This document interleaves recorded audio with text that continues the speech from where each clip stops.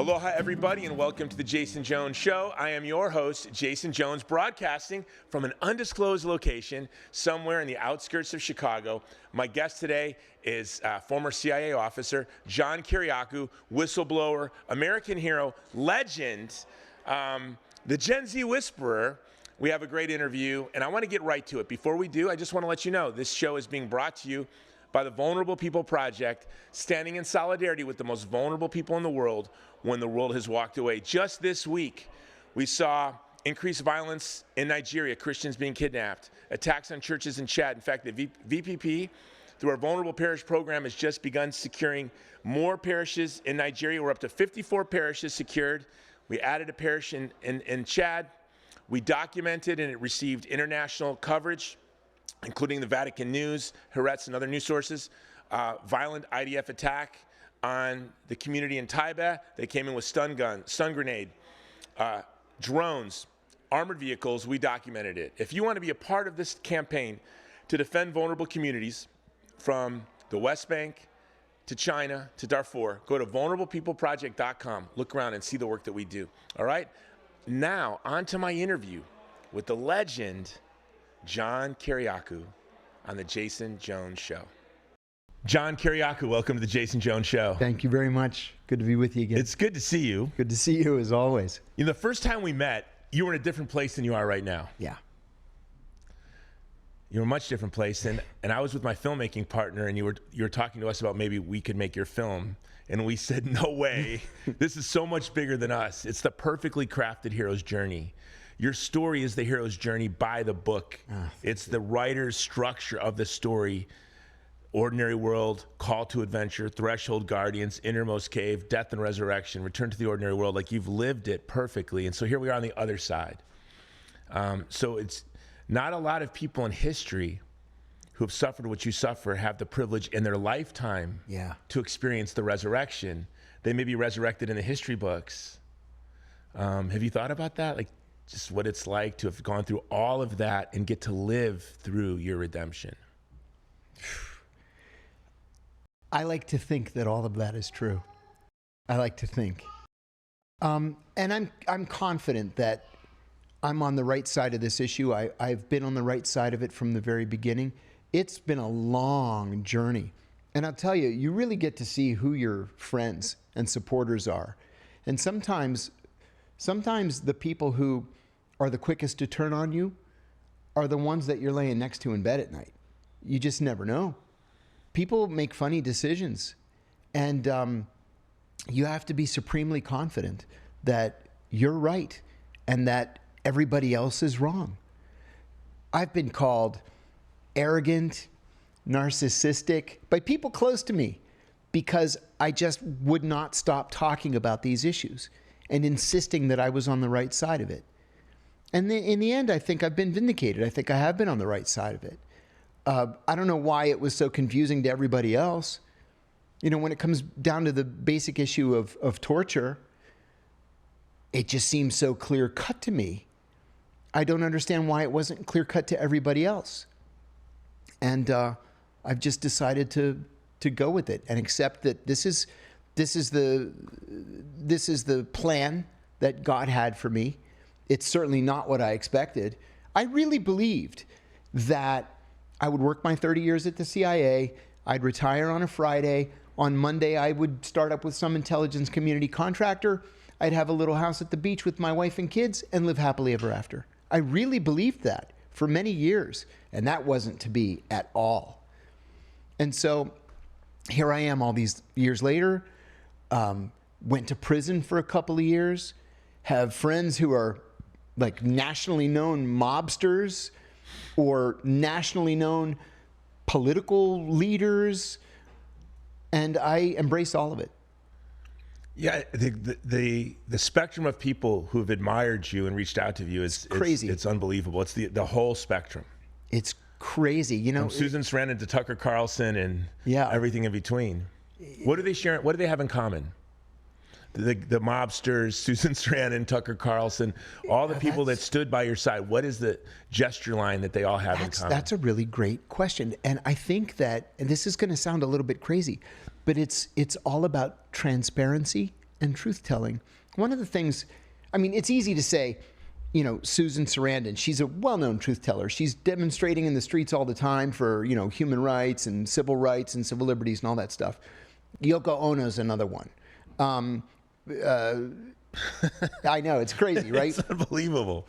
Roger Waters, the lead guitarist from Pink Floyd, paid off my second mortgage so that my wife didn't lose our house when I went to prison, and did it anonymously. It was 7 years before I learned it was Roger that paid off my mortgage. That's unbelievable. It was crazy.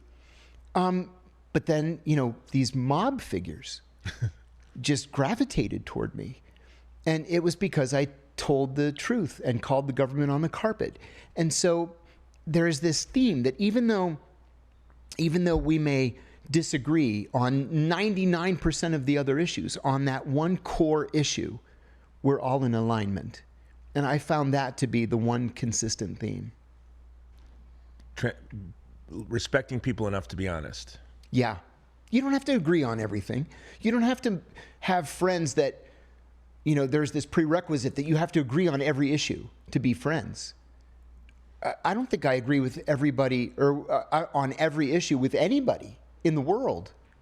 So why would that be a prerequisite? You know, we can respect each other and respect differences in opinion and, you know, live happily ever after. It's just become obvious to me the older that I get. It's powerful. I want to do the hero's journey with you. When we start from the beginning, interviewing you is nerve-wracking. It's like going on a date with someone who you're like, have you been any dates recently? Well, yeah, I went out with Brad Pitt, and then it was like Tom Cruise, and then it's like, yeah, I've been interviewed by Theo Von, by Joe Rogan, by Tucker Carlson. That's scary. May I actually interrupt you on that point? Yeah. This little vignette is apropos of this lead-in. So I got divorced in 2018. I waited a couple of years, decided to go on the apps. So I figured I'm going to go to Bumble, because Bumble is supposed to be the ladies' app. The gentleman's app. The gentleman's app, because the woman chooses who she wants to talk to. Okay, I go. I see this absolutely stunning woman. I swipe right. She swipes right. I said, hey, I matched. So we start texting back and forth, and we agree to meet for a glass of wine. So we meet in person. I said, my God, she's even more beautiful than in her pictures. But I wanted to be transparent. So I said, listen, before this goes anywhere, you should know something about me. And if you don't like it, you can walk, and no hard feelings at all. She says, no, I know who you are, Mr. Kiriakou. I had never told her my last name. So I said, oh, okay, so you're okay? And she said, yeah, you should know something about me. I said, great. She says, I'm the Deputy Assistant Secretary of State for Human Rights. And I said, hey, then we're a match. Great, right? Yeah. So I had such a good time. I said, please go out with me Saturday night. We'll have dinner. Great. We went out, had a great time. And I said, let's do a little day trip next weekend. I've always wanted to go to Shepherdstown, West Virginia. It's about an hour and 15 minutes away. Civil War town, art galleries, boutiques. She says, great. I said, great. I'll pick you up 10 o'clock Saturday morning. I go to her house. I pick her up. She gets in my car. I said, good morning. She says, good morning. I was like, oh, doggone it. I said, what's wrong? Nothing. Nothing. I said, come on, let's not play these games. Obviously, clearly, something's wrong. What is it? She says, I have doubts about your left-wing credentials. I said, excuse me? I went to prison for my left-wing credentials. What's your problem? She said, I saw a YouTube video in which you quoted Ronald Reagan. And I said, yeah, I know what the quote is. I said, Ronald Reagan was right when he said that government is the problem. It's not the solution to the problem. He's right. She says, I just need to process this. I said, fine. We go to Shepherdstown. Had a terrible time. It's about 3 o'clock in the afternoon. It starts to rain very hard. I said, let's go back to DC. We get back in my car. I don't like sitting on my cell phone in the car, so I take my phone out. I put it in the cup holder next to me. As soon as I start driving, I get a text message. It goes, so I look down and I said, oh no. It's from Tucker Carlson. And it says, "Hey, buddy, haven't heard from you in a while. Are you free for a beer this weekend?" And I try to discreetly look at her, and I see she's looking right at the phone. Oh, no. And she says, "Do you know Tucker Carlson?" And I said, "Yes, and he's a lovely man." And she says, "Take me home right now and don't ever call me again." And so I did. And it just made me realize even more clearly that I'm right. Yes. We don't have to agree on everything to respect one another and to respect one another's points of view. You know, when we were young, there was left liberal and right liberal. At the end, we were all believed in freedom of speech. Exactly. Freedom of religion, free economy. And our differences on foreign policy ended at the shore, we used to say. And it was, but that's now, I feel like the left is illiberal and the right is illiberal. We've lost a belief in the founding principles of our republic on both the left and the right. I think you're exactly right. And that's why I find myself in, in agreement so often with people who call themselves MAGA Republicans. Because, and I've said this many times, I don't believe that the ideological spectrum is a straight line from left to right. I believe that it's a circle, and it meets at a certain point. And we should embrace that meeting. We should embrace the ability to cooperate and work with each other and to respect each other and each other's positions. Yes. I think sincere people on the left and the right are ordered to the common good. We disagree prudentially, but we're sincere people are striving for the same things. But that there are insincere people and grifters also across the ideological spectrum. 100%, and we see it every day in the papers. Absolutely true. So with that, I want to go to the beginning. So because I'm nervous to interview you, you've been interviewed by the best people, you've been asked the best questions. You're my children's and everyone under 20's hero. So I don't want to mess this up. So I went to Jason Rocket, our friend, who's a world-class researcher who's worked on the most important biographies of the 20th century. Henry Kissinger's go-to guy. Yeah, Henry Kissinger's guy. So I said, what should I ask John? He said, oh, that's simple. No one's asked him. No one, I've never seen it. Ask him about his parents. And then I saw you on the Yvonne this week. Right. Who I love that man's heart. Good guy. He's such a beautiful human being. Yeah, a really genuine person. Really, yeah, something special. To me, what gives me hope for America is that America loves Theo Von and Tim Dillon and you. It's like, you know what I mean? And not a lot in common between you, Theo Von, and Tim Dillon. No. But the fact that America, especially Gen Z, loves you guys, I'm like, okay, there's hope for this country. And but you were talking about Tulsi Gabbard. I've known Tulsi since she was 12. Her father and mother were good friends of mine. They're the most beautiful people I've ever met in my life. They love each other so much. In the 90s, her father really led the campaign to protect traditional marriage in Hawaii, and he was really hated. And I was chairman of the College Republicans at the time, worked closely with him. And I watched how, and I was in Hawaii in the Army, but I was from Chicago, so I was kind of a fiery young man. Here's the Samoan man, her father, and the way he responded to hatred was always with joy, with kindness, with a smile. I've never saw him angry. I never saw him lose his temper. And the way that those two are both, her mom and her dad, are like these strong individuals, but they're a perfect couple. They don't dominate each other, and they're both warm. And I say to people, if you want to understand Tulsi Gabbard, you cannot. She will never make sense to you until you meet her parents.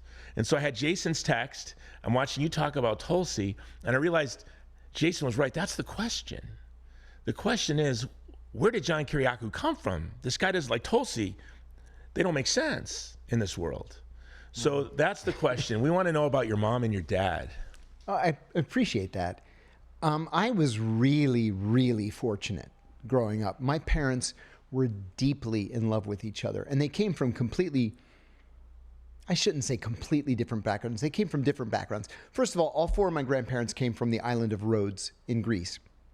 My dad's parents came in 1931, my mom's parents in 1934. And they were all farmers in Greece. But my dad's parents stressed education because they didn't have an education. And it was just my dad and his sister. On my mom's side, my mom had 8 brothers and sisters, and education was never important on my mom's side of the family.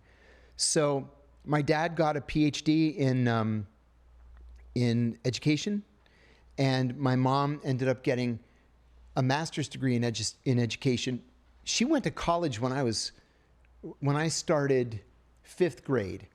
She started college, and then she finished grad school when I finished grad school.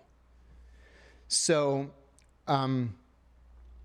education was everything. They were both in elementary ed. My mom was a 3rd grade teacher. My dad was an elementary school principal for 44 years. And they were deeply in love with each other, to the point where my brother and sister and I would be like, stop, you guys, get a room or something, you know? And I grew up thinking that everybody's family was like that. Mm-hmm. And it wasn't. They weren't. I was just very, very fortunate. When I was 9 years old, I told my parents that I wanted to be a spy when I grew up. And they thought it was cute, and they bought me walkie-talkies for Christmas and disappearing ink and stuff like that. My brother and I would walk around the neighborhood like spying on the neighbors. We really did. But then when I was 16, I told my dad, I still remember the conversation. We were driving on Old Plank Road past Fraser's Pond. And I said, Dad, I want to be a spy in the Middle East when I finish college. And he said, still with the spy thing? Can't you like be a dentist or something? And I said, no, I really want to be a spy. And he said, why the Middle East? And I said, I don't know. It's just fascinating to me.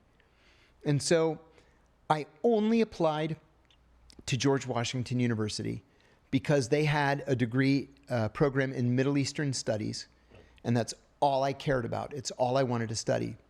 And they didn't like it, but they supported it because they knew that that's what I wanted to do, that it would make me happy. Why don't you think they liked it? They were afraid that something would happen to me. And they had no doubt they weren't like, okay, this is just a phase. They knew that if you had your eyes set on it, it would happen. And then when I joined the CIA, they were happy and proud. And I said, you can't tell anybody. My dad like stands up in church and announces. And I said to him, I said, Dad, you're going to get me killed. I'm undercover. And you're just announcing to the church and breaking my cover. He's like, I'm sorry. I was so proud. I'm sorry. I said, Dad, you got to stop doing that. And he did. He stopped.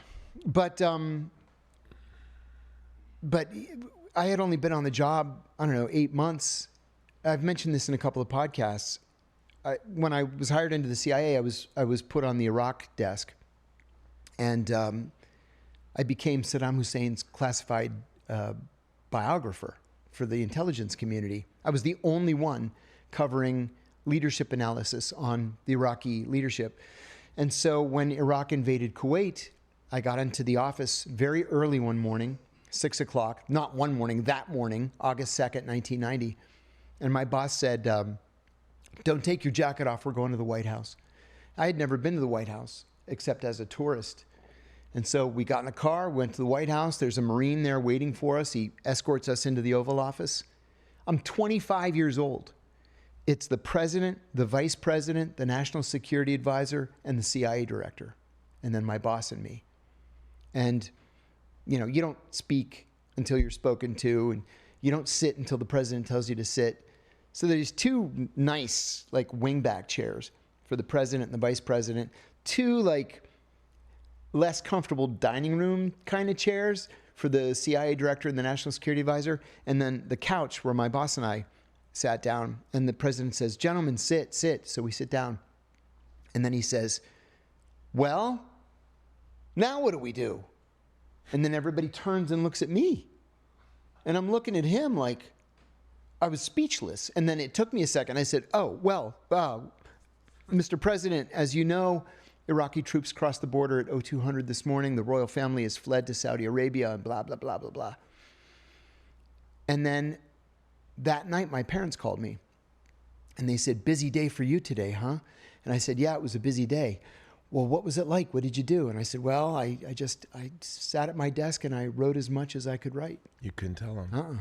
Because Dad had a big mouth. Dad had a big mouth. He's proud. He's going to call everybody at church. Next week on Sunday, everybody, announcements and prayers. Exactly. Yeah, exactly. But they were proud of me and supportive of me. And, you know, we just took it from there. He even came to the Middle East to visit me. He and my brother flew out to Bahrain. And then we went to Qatar and we went to Dubai and Abu Dhabi at the same time. He just wanted to get a sense of things. And then when I was assigned in Greece, they came to Greece and visited me for a couple of weeks there too. Did being Greek help you in your job, like your heritage and sort of having a cultural memory of the Ottoman Empire? And Very, very much so. Now, I'm biased. You and I have joked about this in the time that we've known each other. Yeah, I'm biased, but yeah, it kind of gave me a sense of purpose. Yeah, the Ottomans, listen, I'm just going to say it straight out. The Ottomans had Greeks as slaves for 450 years. They murdered the men. They sold the women as slaves in Algiers. They kidnapped the children and turned them into what are called janissaries, training them, raising them as Turks, training them as special forces soldiers, and then sending them back to Greece to kill Greeks. Yeah. Malta was sieged by janissaries. Malta was seized by janissaries, as was Rhodes, our ancestral island. And, this wasn't just part of family lore. This was a reality. I have pictures of my great-grandparents wearing Turkish clothes because they were forced to wear Turkish clothes. The Turks tried to snuff out the Greek language, and it was only in church that we were able to keep the language alive. And church wasn't even in church anymore because most of the churches were burned. They were in caves or in private houses. And so there was this sense of, having your culture almost snuffed out that made me want to work even harder to protect the culture that we have now. I took it very seriously. And you saw your Greek culture all over the Middle East, right? In the Orthodox Church and all over the Middle East. In fact, when I was stationed in Bahrain, there was a very tight Greek community there. Greeks, Cypriots, Greek Americans, Greek Canadians, Australians, British, anybody who identified as Greek. We had dinner parties and different get-togethers. Everybody was very successful. They were mostly builders, bankers, and finally the Archbishop of Cyprus said that he wanted to make a visit. I became very close to the Bahraini royal family. In fact, I'm still in regular, texting touch with the Crown Prince. We went to college together.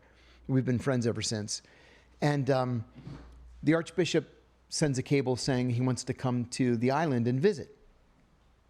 Well, there were churches in Bahrain, but there's a Catholic church, there's an Anglican church. There was no Orthodox church. And so, God bless him, the Archbishop came and met with the Emir and just came right out and said to the Emir that he would like it very much if the Emir would donate a plot of land so we could build a church. And the Emir said, done. And as we were walking out of the palace, the Emir said to me, I like your Imam very much. And I said, Your Highness, I think he likes you very much. And next thing you know, 10 months later, we've got a church. And it became, no pun intended, it became a Mecca for Orthodox, in the eastern province of Saudi Arabia. You just drive across the bridge and you can go to church on Sundays. It was a very, very big deal. So yeah, there was a lot of that.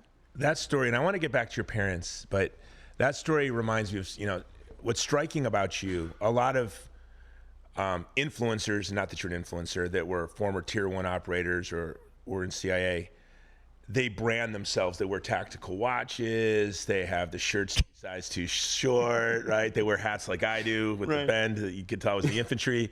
So maybe I'm part of the problem.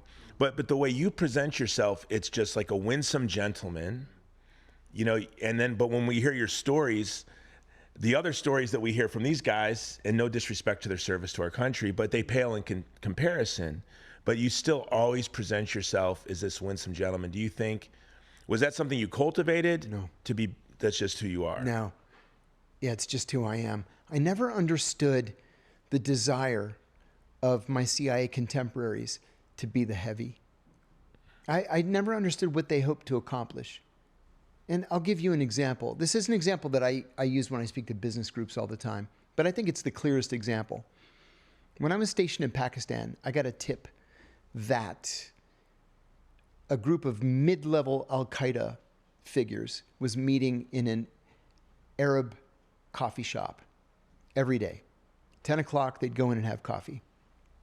And so I bought an Arabic language newspaper, and I went to the coffee shop at 9:30, knowing they would come at 10. And I would just sit there. And sure enough, at 10 o'clock that first day, they all came in, didn't pay any attention to me, just went to their table, sat and had coffee. I just sat there and read the paper.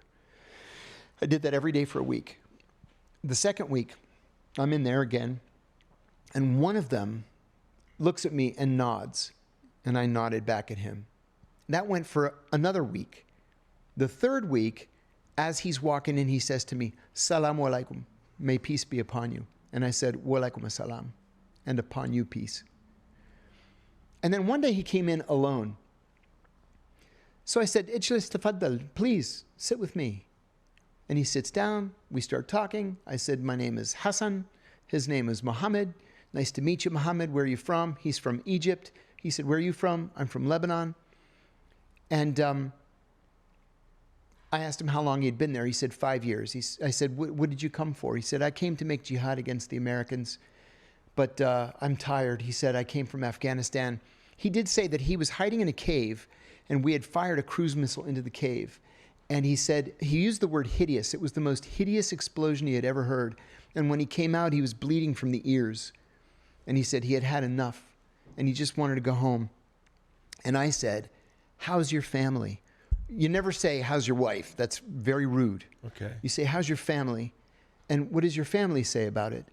And he said, alas, he said, I haven't seen my family in 5 years. I have a son that I've never met. He's 5 years old. I have a 9-year-old daughter, and I just want to go home.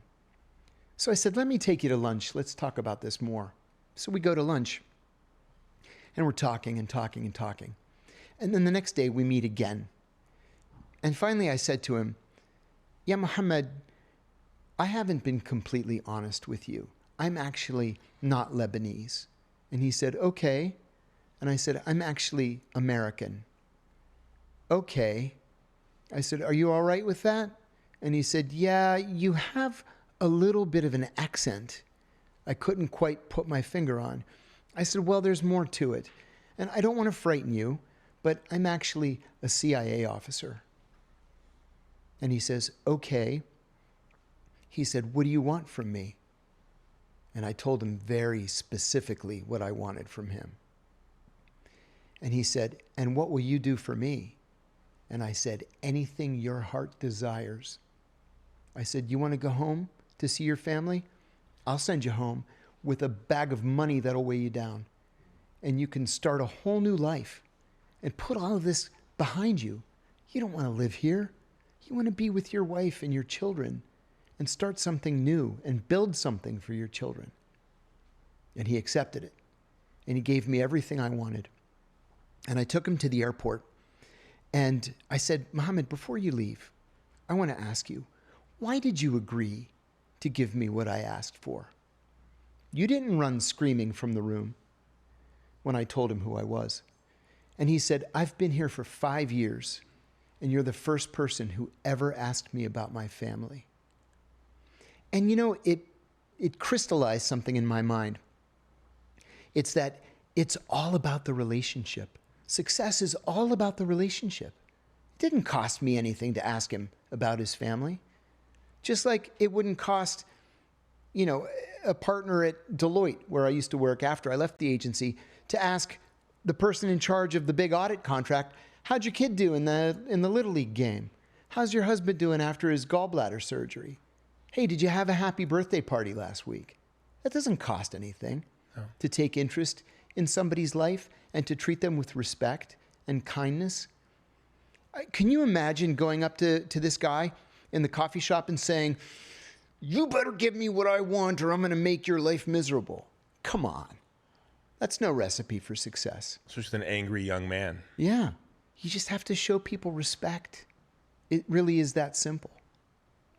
You know, my first job out of college was I did radio sales, and my mentor sat me down and he gave me Dale Carnegie's How to Win Friends and Influence People, shake them in the hands, look them in the eye, ask them about their family. Their names. So I would think it's CIA. Is that not taught? No. And it should be the first thing that's taught. And it's not. It's ignored. You know, another thing too, is they never tell you in training, you don't want to be the heavy. You know, we've been doing this for 75 years. We've learned that it's not good to be the heavy. They never train you in that way.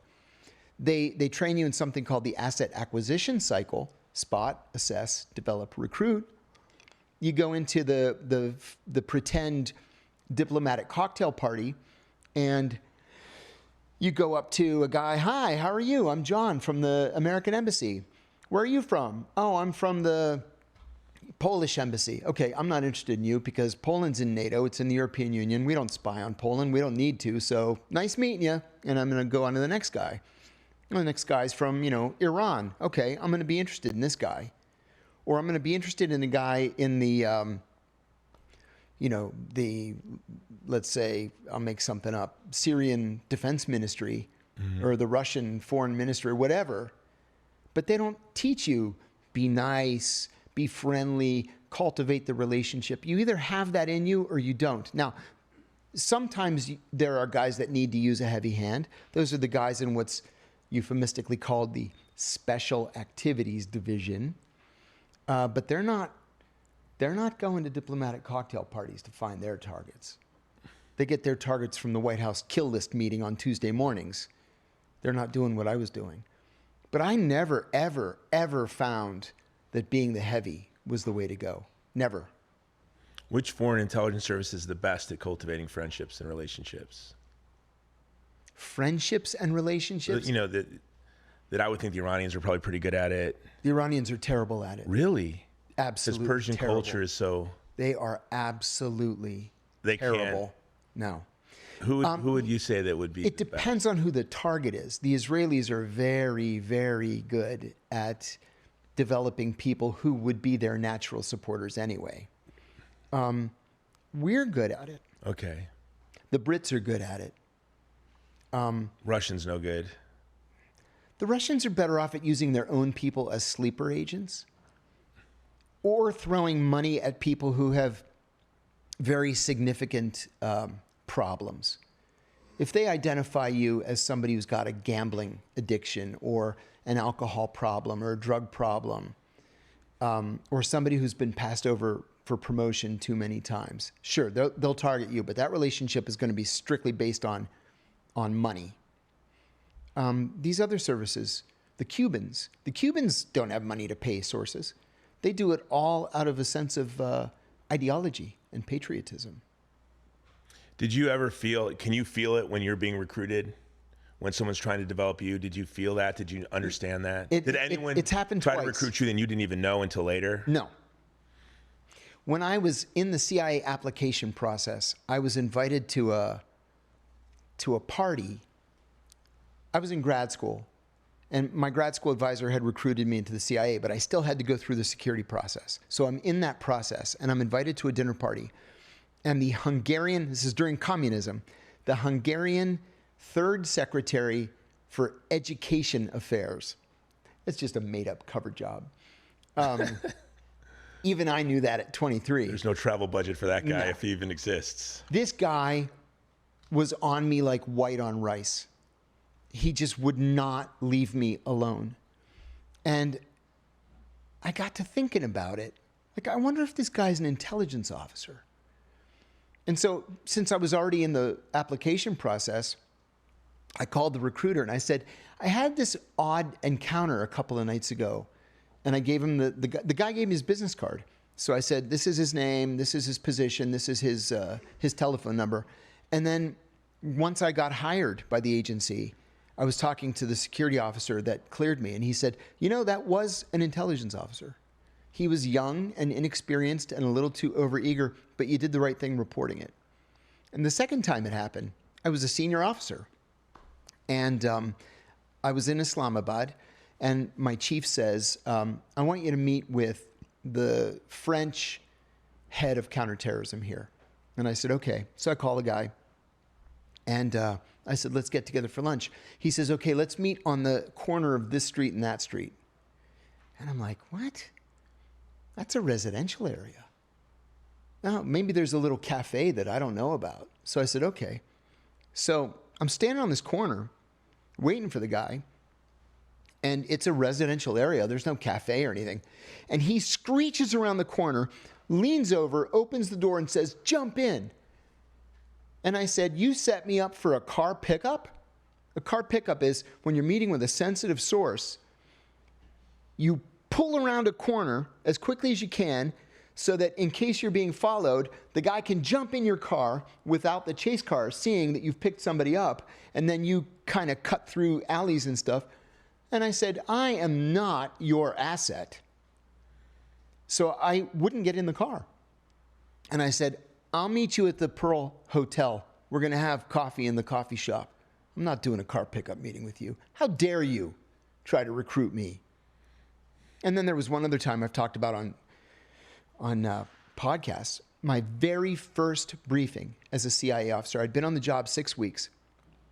And my boss says to me, listen, today you're going to do your very first liaison briefing. This is a joint briefing of Israeli Mossad and Shin Bet. And it was like 8 of us, 8 analysts with these 2 Israeli intelligence officers. He said, we don't allow the Israelis into the building. We used to, but every time they'd come, they would bring gifts, and the gifts are completely packed with listening devices and batteries. Like, we're not going to x-ray them. And then we had to keep telling them, guys, you can't keep coming here and trying to bug our conference rooms every time you come. So finally, the director said, Israelis are not permitted in the building anymore. So we rented a space, a safe house, and we would meet with the Israelis in the safe house. So this is my very first briefing, and they told me, you're going to go last since you're the most junior.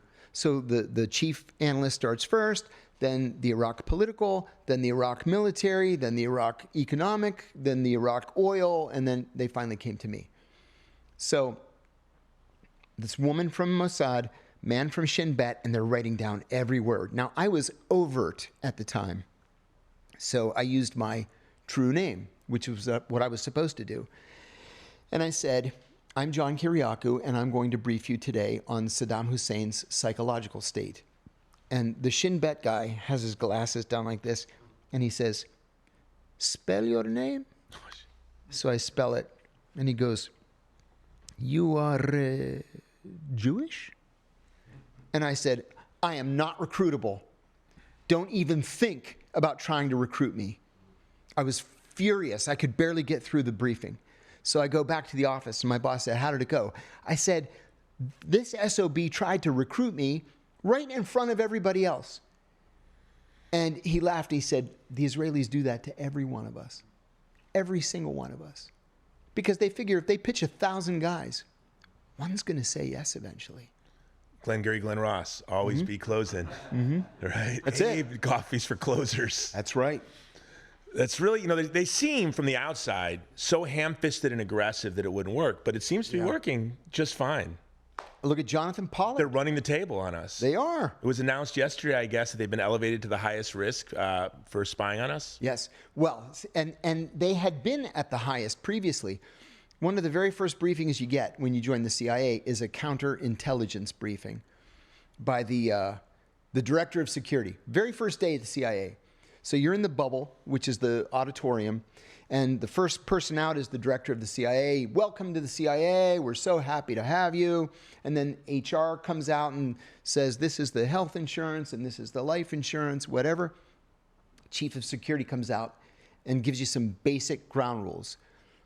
Don't ever go to the steakhouse down the street, ever. Because the KGB thinks we all eat there, and so the KGB is at every table waiting for a CIA person to walk in and start talking about work, right? So I've never been there. I've been in Washington 44 years. I've never been to that steakhouse. It's all KGB. What steakhouse is this again? It's changed names a couple times. It's TJ something now. I'm going. I'm bringing my friends, and we're going to pretend to be the CIA, and we're going to spill secrets. TJ Gilbert's. As loud as we can. Yeah, okay. It's called TJ Gilbert's. All right. So another thing that he said was, let's see, it was TJ Gilbert's. Oh, he said the highest tier for counterintelligence is critical threat for counterintelligence. These are the countries that spy on us the most aggressively. At the time, it was the Soviet Union, now Russia, China, Cuba, North Korea, Iran, and Israel, with France just one little step below. They're so incredibly aggressive. He said, for example, at the Israeli embassy in Washington, there are 2 declared intelligence officers, one Mossad, one Shin Bet. I met them 6 weeks later. He said, but the FBI has been able to identify 187 undeclared Israeli intelligence officers spread all across America, mostly in American defense contractors, stealing our defense secrets. Why? We give the Israelis 98% of what we have. They want that last 2%. 98%. Well, and now in the National Defense Authorization Act of 2027, which passed the House a couple of days ago, we're integrating our military technologies. So Israelis will be sitting next to us at the Pentagon. How can this happen the same week that we elevate them to the greatest risk? Yeah, you tell me. Exactly. Well, let me add one other thing. Jonathan Pollard, famous traitor, was spying. He was a naval intelligence officer. He was spying for the Israelis. Jewish American, giving the Israelis information on Soviet military movements. No big deal, right? I mean, in the greater scheme of things, until you realize that the Israelis were then giving that same top secret information to the KGB in exchange for plane loads of Russian Jews to allow them to emigrate to Israel. So it caused what the Pentagon, what Secretary of Defense Caspar Weinberger at the time called grave damage to the national security. It's the highest level of damage. So Pollard does every single day of his 30-year sentence for espionage. Every single day. He didn't get one single day off for good behavior or halfway house or anything. Sheldon Adelson, now the late Sheldon Adelson, sends his private jet to pick up Pollard at prison, fly him to Tel Aviv. When he gets off the plane, he's met, he's met by Benjamin Netanyahu. Pollard gets off the plane and kisses the ground. He's bestowed with Israeli citizenship, and in a speech at the airport, urges American Jews to take up arms against the United States. And then what happens? He's welcomed into the American embassy by Ambassador Huckabee for a meeting, like some kind of conquering hero. Where are our priorities here? Either the Israelis are a counterintelligence threat, or they're not. Well, they've proven repeatedly that they are. So, are we serving the American people, or are we serving Israeli national interests, national security interests? Well, according to Joe Kent, who seemed to be in a pretty good position to have visibility in all this, and I'm really eager to hear what Tulsi Gabbard has to say in the coming months. It seems to be we're serving the interests of Israel. Israeli prime ministers come to the United States all the time, sometimes multiple times a year. I've met Netanyahu in my life probably 10 times, being in the conservative movement, sat next to him at breakfasts and lunch. He's worked very hard at cultivating his relationships here in the United States. Over the course of a lifetime. Yeah, since the 90s. I probably first met him in the late 90s at a Christian Coalition dinner. I got to sit at the same table. I'm going to blow my own horn for a second. Okay. When I was going through the application process for the CIA, this was 1988 or 89. I had to go in for interviews. I'm at the very end of the process. So they give me a file folder about that thick, and it's full of newspaper clippings. Every one of them is about Benjamin Netanyahu. He was the Israeli ambassador to the United Nations at the time. And they said, take 2 hours, review all of these articles, and then write a one-page psychological analysis of Benjamin Netanyahu. So I did. And I said that my conclusion was that he would probably become prime minister of Israel one day. And he did. What year was this? 1989. He was ambassador to the UN, then he became ambassador to the US, then he was like defense minister, then foreign minister, and then he became prime minister. Now he's the longest serving prime minister in Israeli history. But why was I telling you that? Oh, Netanyahu. You met him. And was that by sheer force of his will and ambition? Absolutely, yes. He's brilliant. He's dangerous, but he's brilliant and a real political player. He just runs rings around every other Israeli political figure.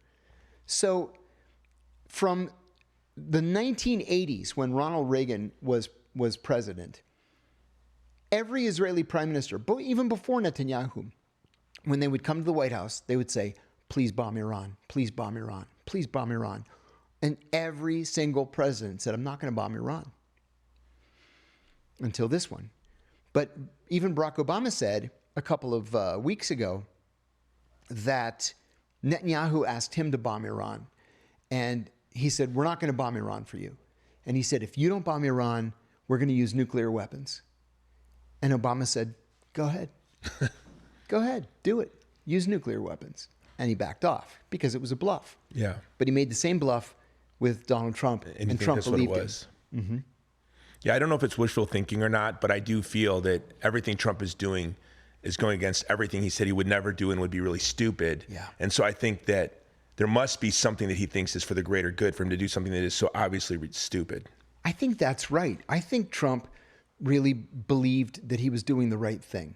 I think that he believed that over the long term, he would be saving lives and he would be supporting long-term American foreign policy goals by doing this. And I think now he realizes he's been duped. I think so too. There seems to be a sudden shift. I want to talk about the psychology of Netanyahu. You seem to be, that's how you were recruited. Yeah. And I want to go back to how you were recruited still while you were in grad school. Yeah, I was in grad school. Which means they identified your professor as a recruiter. They identified you as a likely recruit. Mm-hmm. Was that Hungary or Russia through Hungary? Was Hungary that sophisticated? Yeah.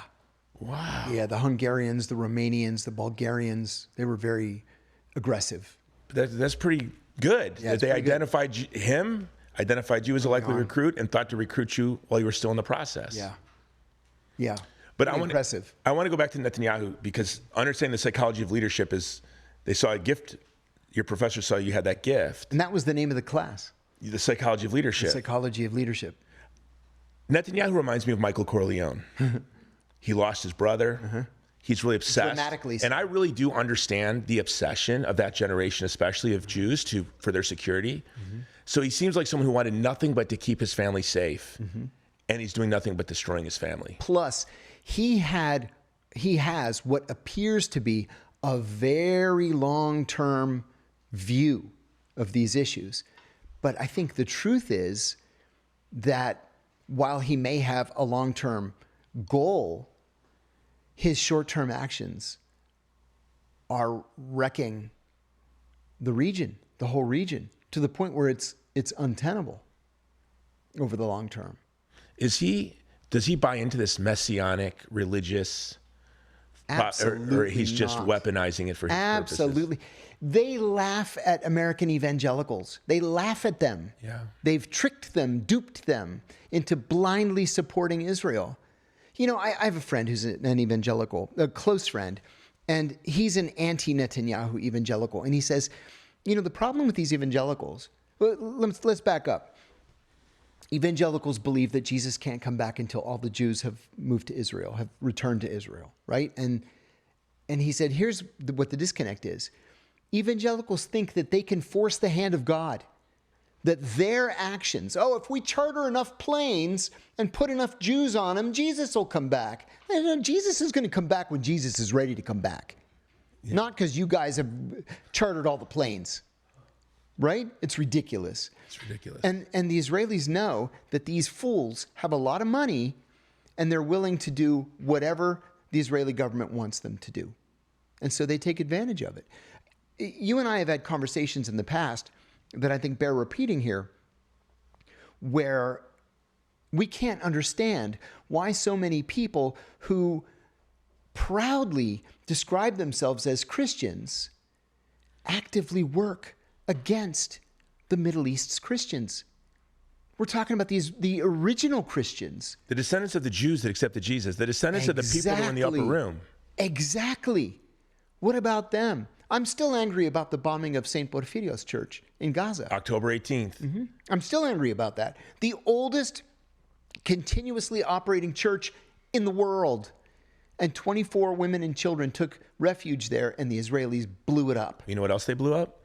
We sent a film crew into Tehran to document the oldest extant Jewish community in the world, the oldest continuous use synagogue in the world. The United States and Israel flattened that synagogue 11 days after we shot our documentary about 2 months ago. It's gone. wiped from the face of the earth. Unforgivable. Today, a Palestinian child was shot in the West Bank, a baby, an infant. Yesterday, Taiba was set on fire, the only 100% Christian village in the West Bank. And in the past week, 4 Palestinian students, female students, were kidnapped by the IDF, one a Christian, one an American citizen, one on the national football team. And the world is silent. How about Shireen Abu Akleh? Shireen Abu Akleh, the most important, most highly respected journalist at Al Jazeera, an American citizen, a Greek Orthodox Christian. She's in the West Bank with a bulletproof vest that says press and a Kevlar helmet that says press. She's standing with a cameraman behind a tree because she doesn't want to get in the way of anybody. And as soon as she steps out from behind the tree, an Israeli sniper shoots her in the face and kills her instantly. As if that wasn't bad enough, the IDF goes into the hospital where her body is being carried out in a coffin. They beat the pallbearers to the point where they drop the coffin, and then they shoot rubber bullets and smoke grenades into the Greek Orthodox Church while her funeral service is taking place. And not a single word from the American government. Not a word. Or from evangelical Christian leaders or Catholic leaders. Yeah. I want to know, where's Ted Cruz and Lindsey Graham and Mike Huckabee when these things happen? No, and people will say, you know, in December when Gaza made it to the front pages for about an hour and a half, all of a sudden on cue, all the evangelical Christian human rights groups, all Catholic leaders, even Catholic Bishop Robert Barron, what about Nigeria? What about Nigeria? To this day, Bishop Barron has never mentioned Gaza, the West Bank, or Lebanon. What about Nigeria? That lasted for about a week. Yeah. As if, so they'll say, well, what about Boko Haram? My organization guards churches in Nigeria and the only synagogue. We provide security for this. So I understand we lost an employee last year to Islamist extremism in Nigeria. I'm not naive to this, but we lost 2 employees in Gaza that were killed when our baby formula warehouse was bombed. Mm-hmm. But they'll say, well, what about Boko Haram? Like, you want to compare a nation state to what other nation state behaves the way the state of Israel does to its minorities? None that I can think of. I used to teach, don't judge me. I used to teach at Liberty University, the largest evangelical university in the world. They called me right after I blew the whistle on the torture program. It was Jerry Falwell Jr. that called me. Even my wife said to me one time, we got a Christmas card from Jerry Falwell Jr. And she says, do you know Jerry Falwell Jr.? And I said, yeah. She said, how? I said, we send jokes to each other every once in a while on email. Anyway, so they offered me this job lecturing at the Jesse Helms School of Government. And I said, are you sure you want me? We probably disagree on 99% of the issues. And Jerry says, we want you because torture is not Christian. And I said, you know what? I'll take the job. And I loved every second that I was down there. We disagreed on a lot of stuff, but I loved it. So we had this debate a lot about the role of evangelical Christians in the Middle East. And I could never understand why in the world they wouldn't stand up for the original Christians. They didn't even want to talk about it. And it just kind of fell by the wayside. And here we are all these years later, and they're still not talking about it. They're still not interested. I had a relationship with him because my first film, Bella, he got way behind. He leaned into it so much. It was a big part of our success. Was very kind. I know he got caught in a kind of an embarrassing scandal. Yeah. But he seemed like a kind, and this is my frustration with a lot of my Christian Zionist friends. They're better than me. They're kind, they're thoughtful, they're polite, they wake up every morning and pray. But then when you talk about this issue, it's just like, and then you show them quotes from Ben Gvir. You show them attacks by settlers on West Bank Christians. That's right. And it's just, they cannot see it. Now, am I naive to think that the state of Israel has been running aggressive influence operations through our religious communities, through Christian radio, through Christian publishing? And isn't the FBI and the DOJ's responsibility to protect us from foreign governments' influence operations? It is indeed. But the Israelis get a break. There are no counter-propaganda, counter-intelligence operations against the Israelis. The AIPAC doesn't even have to register as a foreign agent. which is nuts to me. You know, a few years ago, more than a few years ago, 2008, I won a very small contract, very modest contract. I don't know, $5,000, $6,000, $8,000, whatever it was, to write a series of op-eds in support of the Abu Dhabi Chamber of Commerce, right? Do business in Abu Dhabi. There are no taxes. It's a friendly business environment, that kind of thing. And I had to register as a foreign agent because I was doing this on behalf of a foreign state. AIPAC is the biggest agent of any foreign state in America, but they're exempt from filing. Why? Why do they get special treatment? I'll give you another example of how powerful AIPAC has become. I'm sure you've read articles, you've seen news reports about how there are AIPAC employees literally assigned to every office on Capitol Hill, every single one, all 535. And they participate in meetings as if they're staff members. They write legislation, which is nuts to me, but they write legislation. Nobody else is like that. Well, a Texas state senator called me a few months ago and said, hey, I followed your case. I followed you on the speaking circuit and all this stuff. He said, I want to draft a resolution for John Kiriakou Day in the state of Texas. I said, oh my God, thank you so much. He said, we do this 140, 150 times a year. It's just pro forma. Everybody just votes yes, and everybody gets a certificate from the governor with a shiny gold seal. I said, oh, thank you. It's wonderful. He calls me like 3 weeks later. He says, listen, I'm sorry, but that John Kiriakou Day, that's not going to happen. And I said, really? What happened? And he says, AIPAC objected. I said, AIPAC. I want this for the Gen Z to hear this. This is important. AIPAC in Texas State Legislature vetoed John Kiriakou Day. I was like, that's Are unbelievable. you kidding me? Yeah. And he said, no, they're in all 50 state legislatures. I said, I had no idea. He said, actually now they've gone lower, and they're getting involved in mayoral races, city council races, school board races, because they're building their bench. That's exactly what it is. You took the words right out of my mouth. And then the problem is, now I'm 55 years old. They built a relationship with me since I was 18, 19, 20 years old. I feel a debt. Yes, exactly. I feel a debt. This is a debt I have to people that gave me everything I have in my life. You know, for a couple of years, I was the senior investigator on the Senate Foreign Relations Committee from 2009 to halfway through 2011, I think is what it was. And I had already worked on Capitol Hill. I had been on the House side. So now that was as a junior staff member. Now I'm a senior staff member on the Senate side. And literally the first day that we take office, John Kerry is the chairman, so I'm working for Kerry. These two guys just walk right into my office. They don't knock on the door or anything, they just walk right in. And I look up, I said, may I help you? Hi, welcome to Capitol Hill. I'm like, yeah, thank you. I've been on Capitol Hill before. May I help you? We're from AIPAC. And I said, okay. We wanted to offer you an all-expenses-paid trip to the Holy Land. I said, no thanks, guys. I can pay for my own vacations. Oh, we'll take you to all the Christian holy sites. I said, no thanks, guys. I'm not interested. Well, so far, 7 of your colleagues are going. I said, good for them. I'm not interested. Finally, I had to tell him, just get the hell out of my office. And it just went downhill from there. And these tours are Potemkin Village tours. That's exactly what they are. I'll tell you another thing. Just a year earlier, in 2008, my mom called me. My dad died in 2003, and my mom never quite got over his death. And so she was depressed, and she wanted to do something to pass the time. So she called me, and she said, NPR's giving a tour of Ireland. I think I'm going to go to Ireland. I said, Ireland? I said, Mom, it's February. You know what the weather's like in Ireland?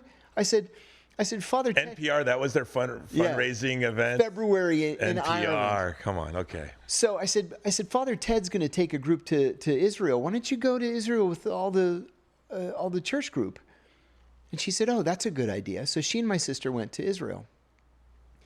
And my mom, God bless her, she was kind of an innocent soul, right? She didn't know anything about politics or international affairs or anything. So she gets back.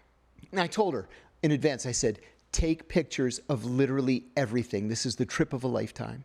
Take pictures of everything. She came back with hundreds of pictures. So their driver for this little van that they had driving them from site to site was a Palestinian Christian, Catholic guy. And she got back and I said, how was it? And she said, did you have any idea how they treat those Palestinians? And I said, of course I do. She said, it's scandalous. And I said, yeah.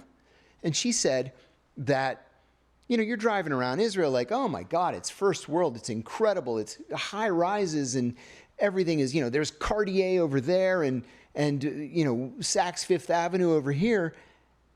And then you cross into the Palestinian areas. And she said, it's like going into a prison. There are literally walls with barbed wire. And I said, yeah. She said, to make matters worse, their driver, he's done these tours 1,000 times. So he's not going to go into the, you know, Church of the Nativity again, or to this place or to that place. He'll drive you up to it, and then he just sits there. And he had one of these little Pulp Fiction dime store novels that he was reading. So they get stopped at an Israeli checkpoint, and the IDF comes onto the van, and everybody had to hold up their American passport.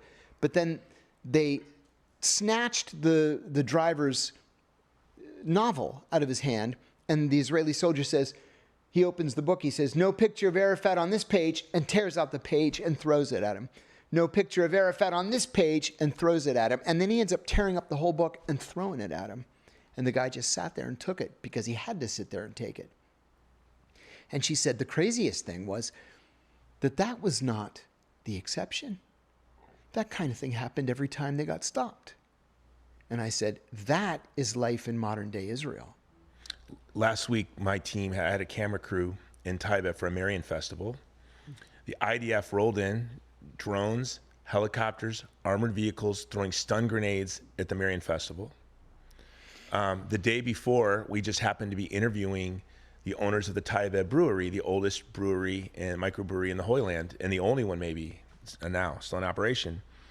We have footage of it because one of my guys hid the camera and kept the mics on. Wow. And an Israeli soldier, they came in, were abusing the owners, refusing to allow a doctor to come check on the mother, the grandmother. And you can hear in one of our recordings in Hebrew, but with an American accent, the soldier says to the woman, I'm so sorry you're having to go through this. Then the IDF soldier's commander yells at him and says, get out of here. We don't talk to those animals like that. Don't show them any respect. Mm-hmm. And so when you hear the stories, it's like a madras. You have to pity these child soldiers, these radicalized settlers, and these radicalized guys in the IDF because they have such hatred. There's someone who's a prominent conservative American leader who is big in Hollywood and is a settler outside of Bethlehem. Oh yeah, one of the owners of a major Christian television network, movie network.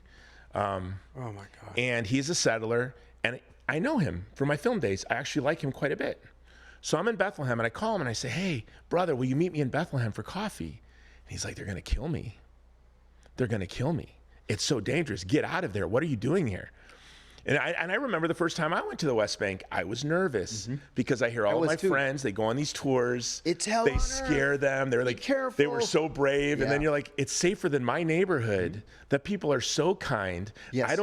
I expected to see boys with green bandanas marching. Now my son, my 12-year-old, wakes up every morning, puts on camo, gets his break barrel gun, puts on a rucksack, and patrols the neighborhood for ISIS. Every day, my 12-year-old, we homeschool. This is how him and his friends begin the day. I see that every day. Okay, we're not radical fundamental, and I never saw a kid play with a weapon. And I said I never saw kids play army, play war. I saw them riding bikes and jump roping and kicking a soccer ball, playing basketball. And I said, in America, we have this vision that your kids roll out of bed with their wooden rifles, and then they march in the streets, and they laugh. They go, why would we play war? Yeah, right, when they live it. We live war. It's not something we think is fun to play. May I ask you a question? Yeah. One of the things that I've been grossly disappointed with over the last, I'm going to say 15 years or so, is the behavior of the Arab Gulf states vis-a-vis the Palestinians. Now, I get it. I lived through the first Gulf War. For those of you who don't know the background, Yasser Arafat was the head of the Palestine Liberation Organization at the time. And there were two members of the United Nations Security Council at the time, Cuba and Yemen, that we were a little worried about. So Saddam Hussein invades Kuwait, and the Bush administration goes to the Security Council for use of force. We tell the Cubans, we don't have any sway over the Cubans. We tell the Cubans and the Yemenis, you better vote yes on use of force, because we had the Russians with us, the Chinese, the British, the French, all the permanent members.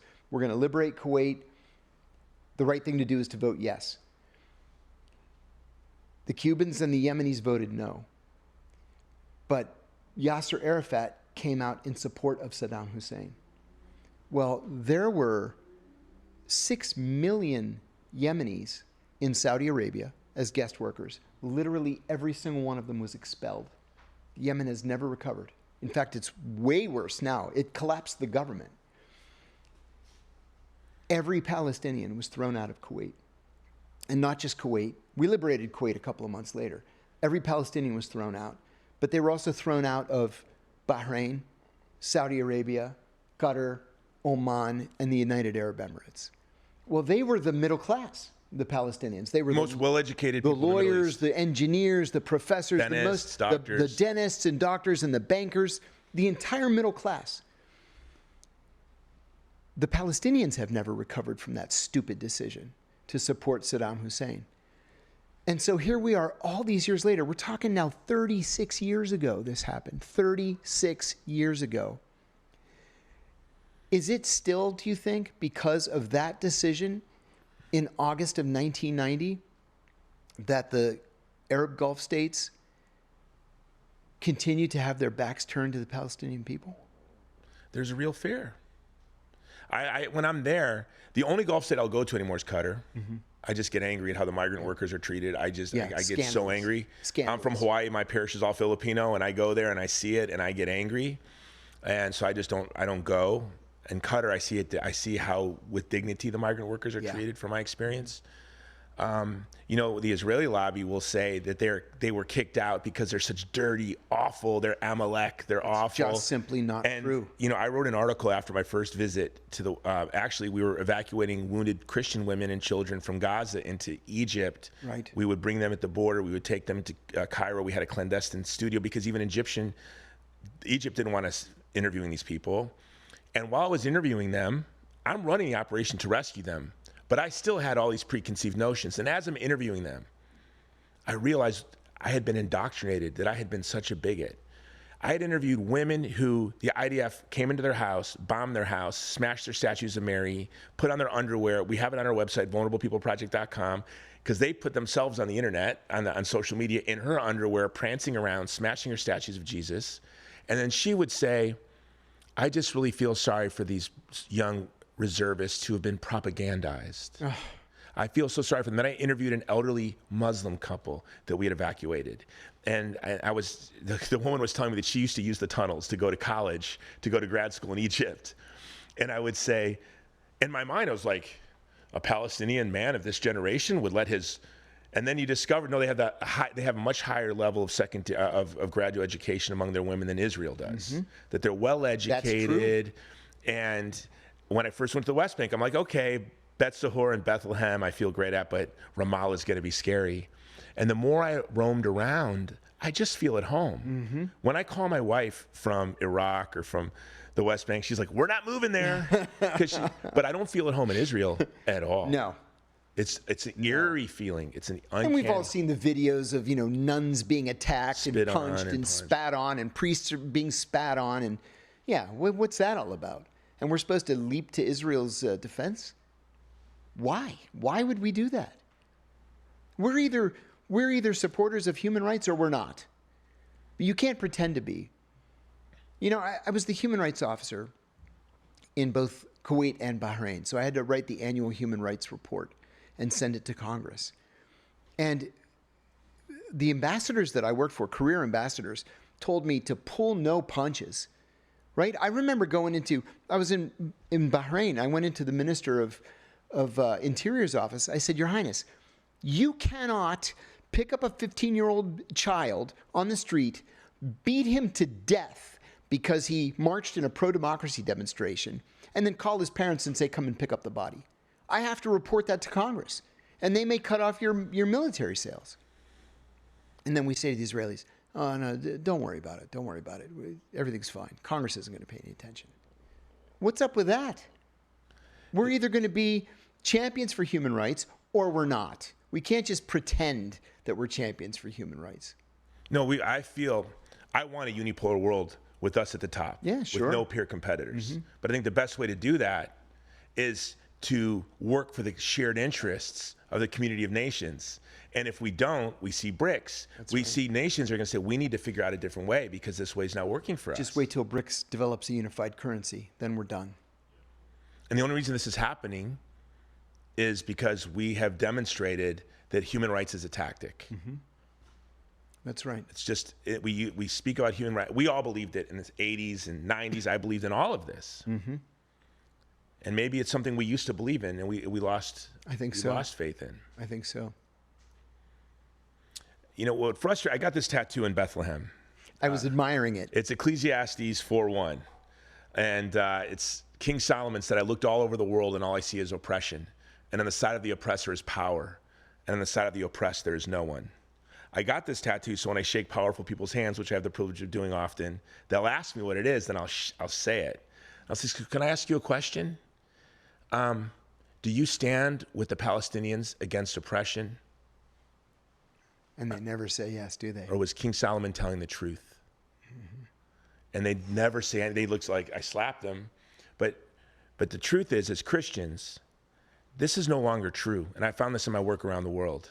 And maybe I want to get back to you at CIA, because I think this is an example of this. You can look all over the world now and see oppression. And on the side of the oppressor is power.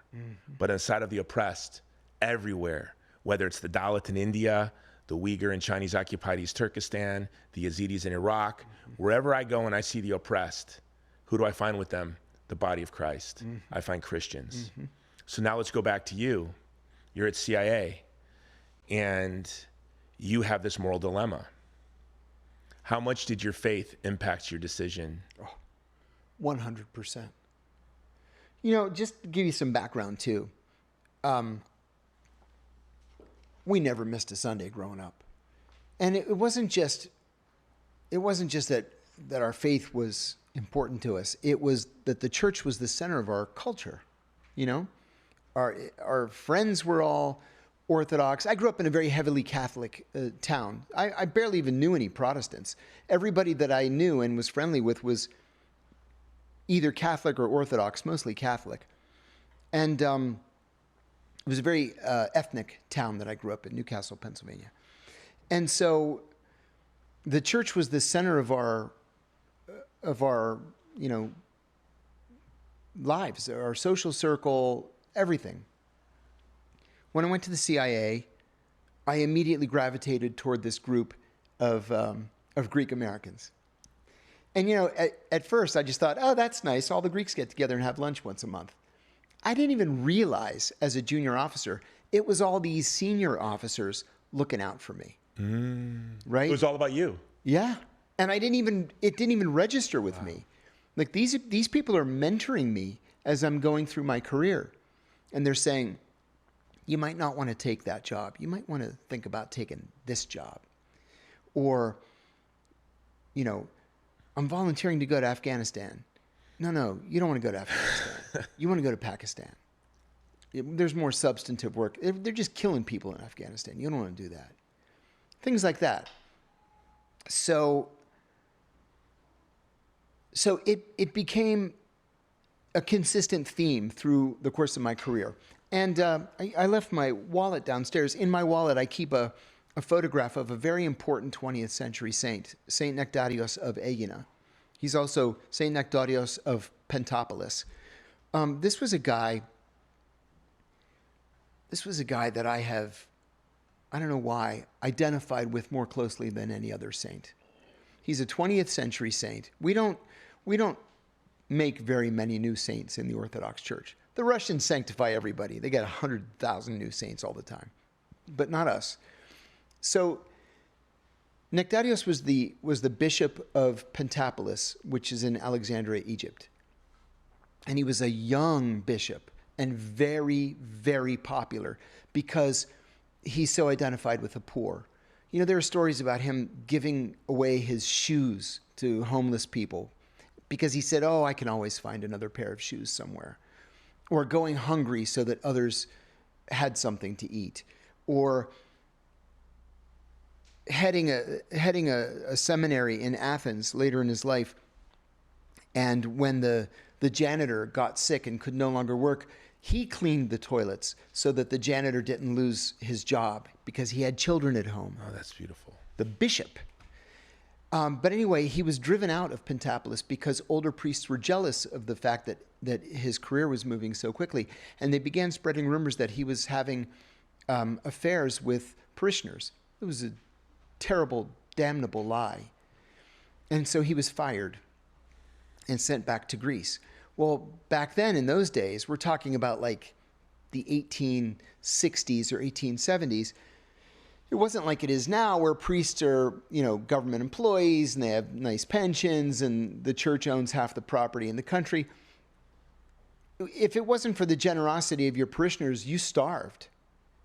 And so he practically starved. And then he received permission to build a monastery, not a monastery, a convent on the island of Aegina, and began attracting nuns to go and study and lived out the rest of his life there. Well, he never stopped trying to reclaim his reputation. But from the very beginning, he forgave everybody for what they did to him. This idea... And you identified with him as a boy. As a boy. This was the grace of God. In fact... Preparing you. I'll tell you one funny thing that I've never said before. When I first got assigned to Athens, I'm working very closely with the Greek intelligence service. And they said, listen, we need to do an operation on the island of Aegina. And I said, yeah, great, let's do it. So we had to take a hydrofoil over to the island. It's very close to Athens. Back then, it was like 40 minutes. I can't wait till they make your movie because you on a hydrofoil to Aegina, this is Hollywood. It's awesome. This is awesome, yeah. So we get there, and we weren't sure if the sea was going to be choppy that day or smooth. So we said, let's go like 6 hours early, so in case it's choppy and we're delayed, we can still get there in time to do the operation. So we get there, and it's smooth as oil, the Greeks say. The sea was just as smooth as oil. So we get there 6 hours early. And the head of surveillance for the Greek intelligence service was a very religious man. And he says to me, have you ever been to St. Nectarios' house? I said, oh my God, I forgot St. Nectarios is here on Aegina. I would love to see the house. So we go to the house and the convent, and it's stunning. I took my son there just a few months ago. I never go to Greece without going to the house. And because we're like VIPs, right? Yeah. They let me sit on his bed. And we went into his study, and it's like pictures of his parents from the 1840s, and it was incredible. So immediately next to the house, attached to the house, is a little chapel, and then next to the chapel is his tomb. Most of his relics have been dispersed, but part of him is still in the tomb. And so I wanted to light a candle and say a prayer, and everybody's putting in 100 drachmas, right? Little 100 drachma coin, which at the time was about a quarter. I didn't have any change. So I reached into my wallet, and the smallest thing I had was a 5,000, which was $20, 24 bucks. And I thought, it's for the convent. So I put in the 5,000. The head of surveillance saw me put in the 5,000, and I crossed myself, and I lit my candle, and I said my prayer. We later learned that he told everybody in the intelligence service to keep their hands off of me and not to put surveillance on me because I was a good Christian boy and I meant them no harm. That's unbelievable. All going back to your youth. And then Yeah. that leads me to my next question. Was St. Victorious, did he find that redemption in his lifetime? Not really. He died in 1920. His assistant lived until 1968. And if you're at all interested, there's a film on Amazon Prime called Man of God about his life that came out in 2020. Seen it on there? Suggested. I've never watched it yet, so I'm going to watch that for It's sure. breathtaking. Don't miss it. It's breathtaking. And after he died from what we believe was probably prostate cancer. Okay. So they realized he was near the end, and so they put him on a donkey. And the donkey carried him all the way from the north side of the island, all the way to the port, down the mountain. And they put him on a boat, and they sent him to Athens, to the Red Cross Hospital, which is still there. It's right by the American Embassy. And he died a couple days later in the hospital. Well, there was a man in the next bed. He was a farmer who had fallen off a retaining wall, and he broke his back and was paralyzed from the neck down. And he was crying in the bed, not because he was paralyzed, but because now he wouldn't be able to farm, and so his wife and his children would starve. And so the saint died in the next bed. And when the nuns went in to wash his body, they took his sweater off and they put it on the bed where the paralyzed man was, and he got up and walked. Unbelievable. It was the first of the, I have chills. It was the first of the major miracles that were attributed to him. As soon as these miracles began happening, it was before he was even buried. The patriarch of Alexandria said, "Oh my God, I made a terrible mistake." Or we made a terrible mistake. And they issued an apology and said that they were wrong, he was right. But remember, all those years. I mean, we're talking 25, 30. Longer than that, 40 years. 45 years, he forgave all of them. He still tried to reclaim his reputation, but he forgave all of them. So I'm reading this. The Bishop of Pittsburgh was a big fan of mine, the Greek Orthodox Bishop of Pittsburgh. And he would come to prison to visit me. And he brought me that book.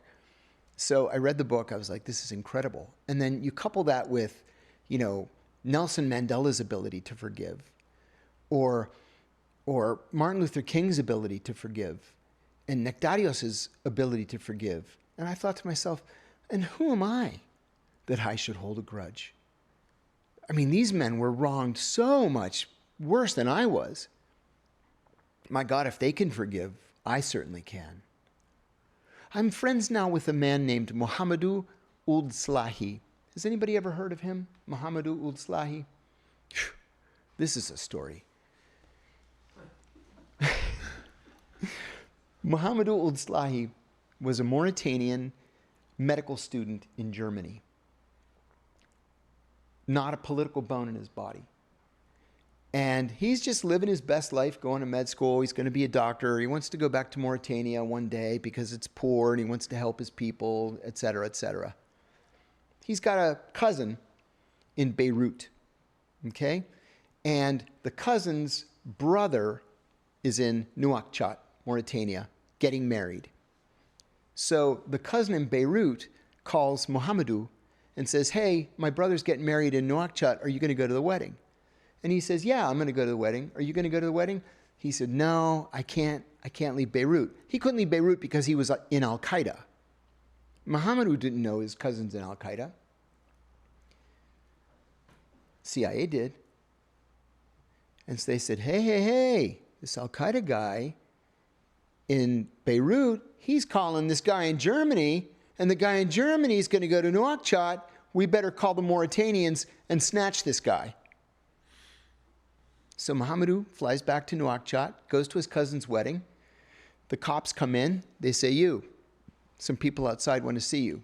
We put a bag on his head. We put him in a Jeep, take him to the airport, and fly him to Guantanamo. He has no idea what is happening to him. And we tortured him for 14 years. And after 14 years, we said, you know what? This guy actually doesn't know anything. Maybe he really was just a medical student. And we let him go. So he got out. Now, Right. When he gets out, he's what, 36?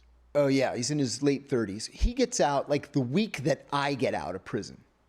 And he immediately sets up a Twitter account.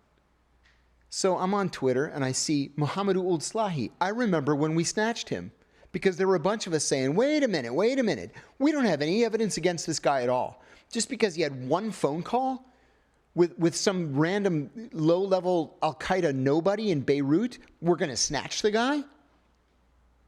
I was always overruled in those conversations. There were half a dozen people like that we ended up concluding, it was the wrong guy. What are you going to do? So I tweeted at him and I said, Mohamedou, my government will never apologize for what it did to you. So I apologize for what it did to you. He immediately DMs me and we've been friends ever since. I wrote the foreword to his book and he is the guest lecturer in every one of my classes on the history of terrorism. I teach a grad school course at the University of Salamanca in Spain. And I said to him, you know, you are like Nelson Mandela and Martin Luther King and a man you've probably never heard of, St. Nectarios of Aegina. I said, your ability to forgive transcends anything that I've ever seen in anybody before. And he said, what am I going to do? I was going to be a doctor. They took it away from me. What am I just going to, say, oh, woe is me. I was supposed to be a doctor. He said, I have to just get on with my life. So now, of all things, he lives in the Netherlands. He got married. He has 2 kids. And he teaches elementary school art. And started a new life. And is happy and prosperous because he was able to forgive. And I have nothing but the deepest admiration for something like that. So if you didn't have your faith, I would have nothing. You'd be crushed. Mm-hmm.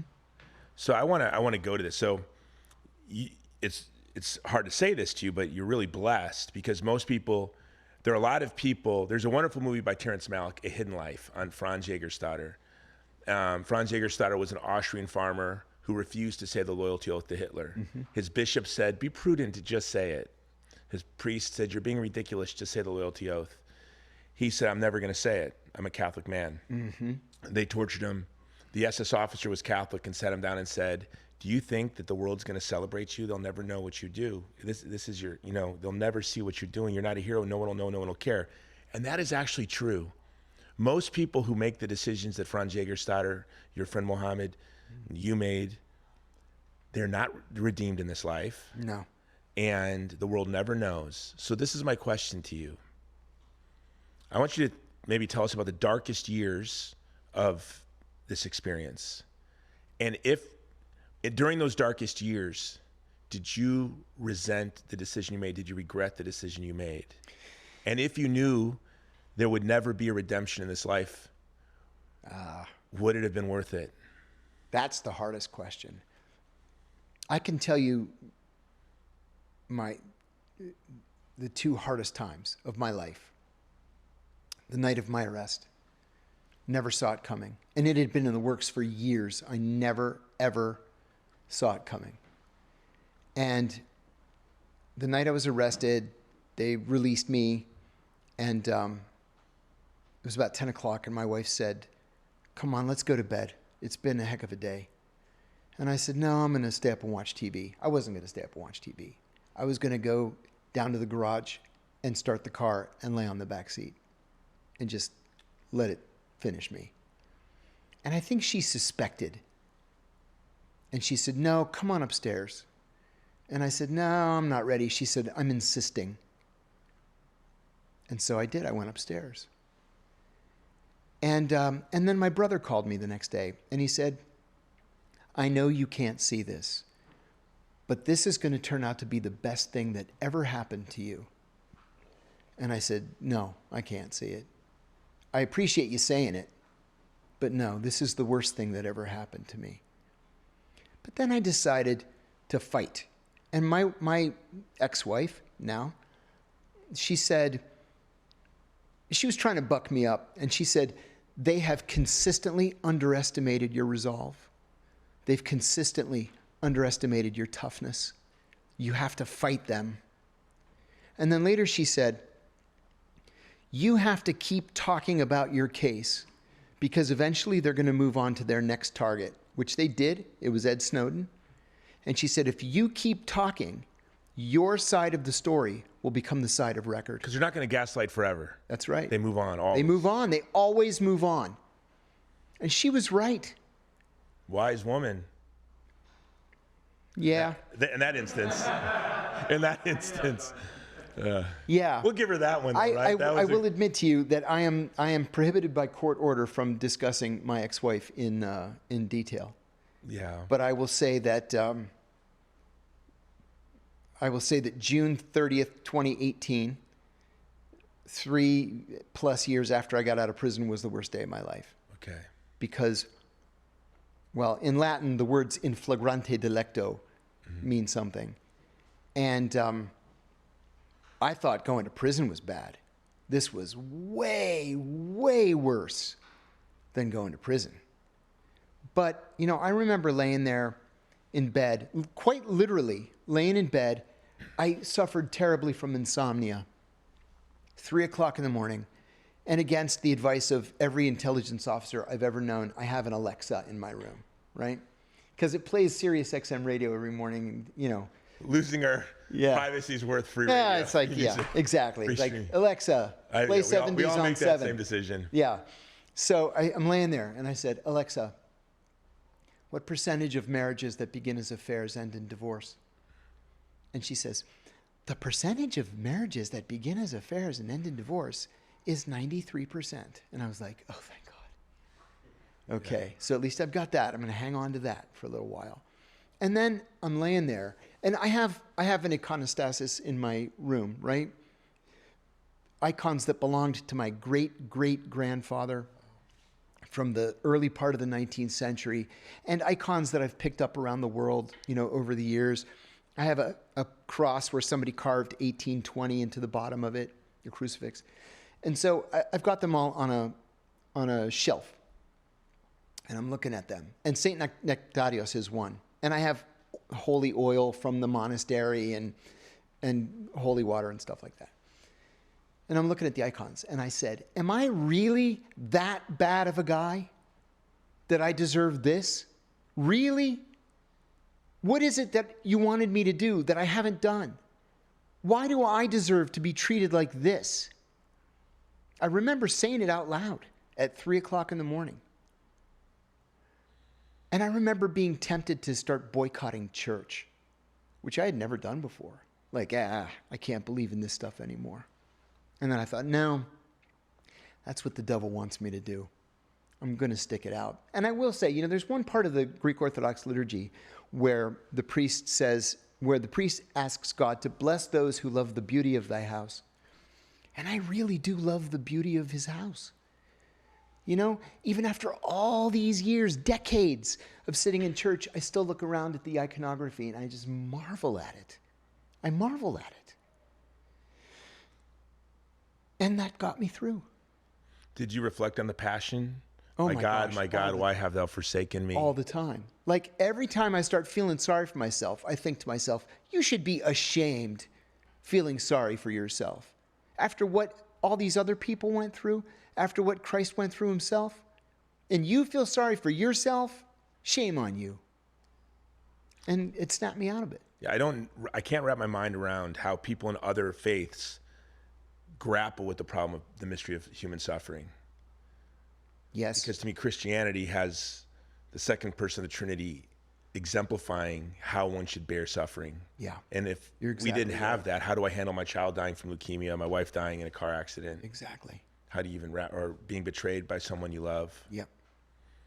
Or a friend of mine who is one of the greatest heroes I've ever known. He saved more lives than anyone, but he's constantly depressed and feels like a failure because when you do a job like his, you fail a lot and you don't remember your successes, you remember your failures.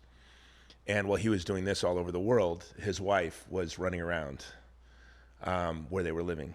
And I called him and I said, brother, I'm really so sorry. And he said, it's very painful, but I'm just grateful that I feel like now I'm really getting empathy to how our Lord suffered, to be betrayed by people you love. There it is right there. And I thought, wow.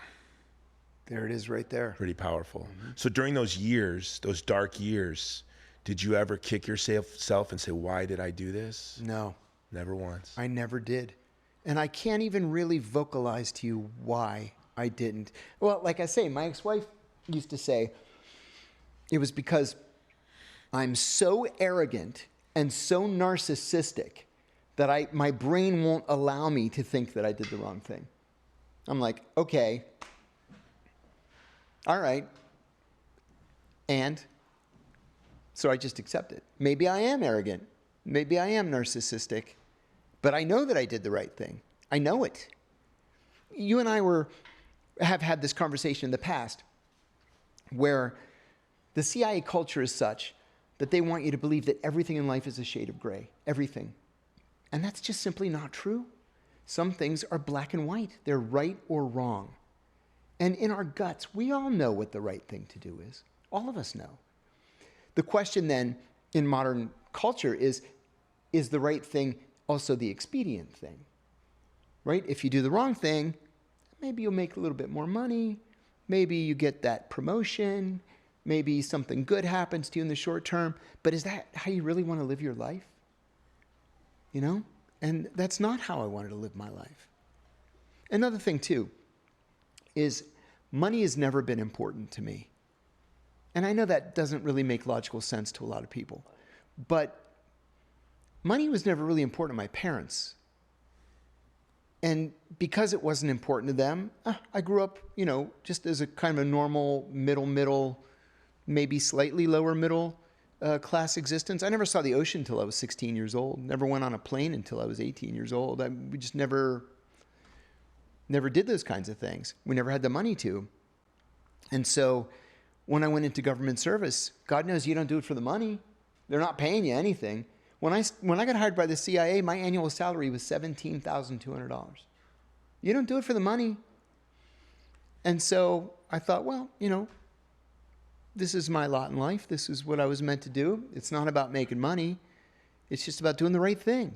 And I came to, really believe it. And so as you're going through all this, you never had regret. Now, if I map your life out, and then I have Gen Z, you are the icon to Gen Z, and there's no one I would rather That's be. been accidental. I'm so grateful that they have found you, because there is a bewildering mix of people they look up to. And they all have like glimmers and flashes of virtue, and then, but like you are a man that presents himself, and Gen Z recognize as having integrity. Oh, thank you. It's just like they binge watch.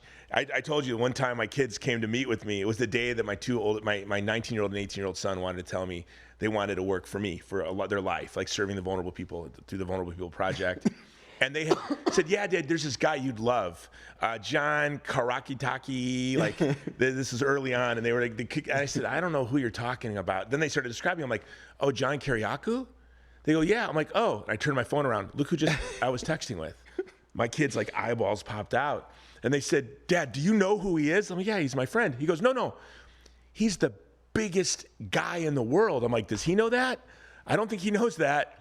And he's like, he has to know it. Like Gen Z has discovered him. So, Gen Z to me has been totally forgotten. The Pope Leo just came out with this beautiful encyclical that's being criticized on AI. Well, the Greek Orthodox Archbishop of America came out with an encyclical a couple of days ago saying everybody needs to read Pope Leo's encyclical because he's right on. I thank God for him. It's a fluke. I was in Rome for the conclave, and I was wearing a Chicago White Sox hat. And so NBC Evening News and Chicago ABC wanted to interview me. And they'd asked me why he took the name Pope Leo. And I said, I think it's because he recognizes that AI is a threat to the working class the way the Industrial Revolution is, and we'll probably get an encyclical drawing on Rerum Novarum. And that's exactly what we got. And he has such a thoughtfulness. The AI, first of all, the apps, pornography, has brutalized their moral imagination, destroyed their ability to experience authentic awakening of the erotic. they've got the OnlyFans, all of this. And then now you have AI. So you're never going to get married. You're never going to have kids. And guess what? Now you're never going to have a job. And it seems like the whole world is out to lunch on this. And so Gen Z is just like, does anyone care about us? Is anyone thinking about our future? Yeah. And then here you are, and they discover you. Can you explain a little bit, why do you think Gen Z has responded to you so powerfully? Well, the way it started is odd. It's kind of a disconnect. So I gave an interview in January to Stephen Bartlett at Diary of a CEO, the Diary of a CEO podcast. So it was just this January when it took off. It just happened. And I've been telling the same stories for 19 years, and nobody paid any attention. So I gave this interview, and it was kind of the standard long-form podcast interview, the same interview I've given to Tucker Carlson or Joe Rogan or a couple of others. It was a little bit more philosophical. And then I, got on the plane and went home. A sophomore from the University of Texas at Austin took that interview and cut it into shorts, sped up my voice, slowed down my voice, shot lasers out of my eyes. I'm loving this. And it went completely crazy. Right after that interview, I flew to Dubai. I had a contract there. And my niece called me. And she said, Uncle John, you're exploding on TikTok. I said, why? And she said, I don't know, but it's huge. And I was like, oh, okay. The next night at 2:30 in the morning, I get a call from the Creative Artists Agency, the biggest talent agency in the world. They didn't know it was in Dubai, so it was like afternoon for them. And the guy says, tell me you're not represented. And I said, no, I'm not represented, but what's going on? And he said, you're just blowing up the internet. And they wanted to represent me. And I said, but why is this happening? And they were like, we don't know, but it's happening. And I said, okay, sign me up. That's the origin of it. But the result has been that it seems that Gen Z trusts me because I'm a truth teller. I don't have any personal agenda, none. I think that for the most part, mainstream media lies to us every single day. And I think that young people need to develop the analytic skills necessary to get to the bottom of issues on their own, because they're not going to get it from Fox and CNN and MSNBC and the others. They're not going to get it. People ask me all the time, where do you get your information? My answer is from literally everywhere. Yeah. It takes me hours every morning. I start with the Washington Post, the New York Times, the Wall Street Journal, the LA Times, the BBC, the Times of London, AP, Reuters, Al Jazeera, Al Monitor. I just go down this list of 25 different outlets. Because you educate yourself enough from every single point of view so that you can make your own conclusion based on the evidence that you're seeing.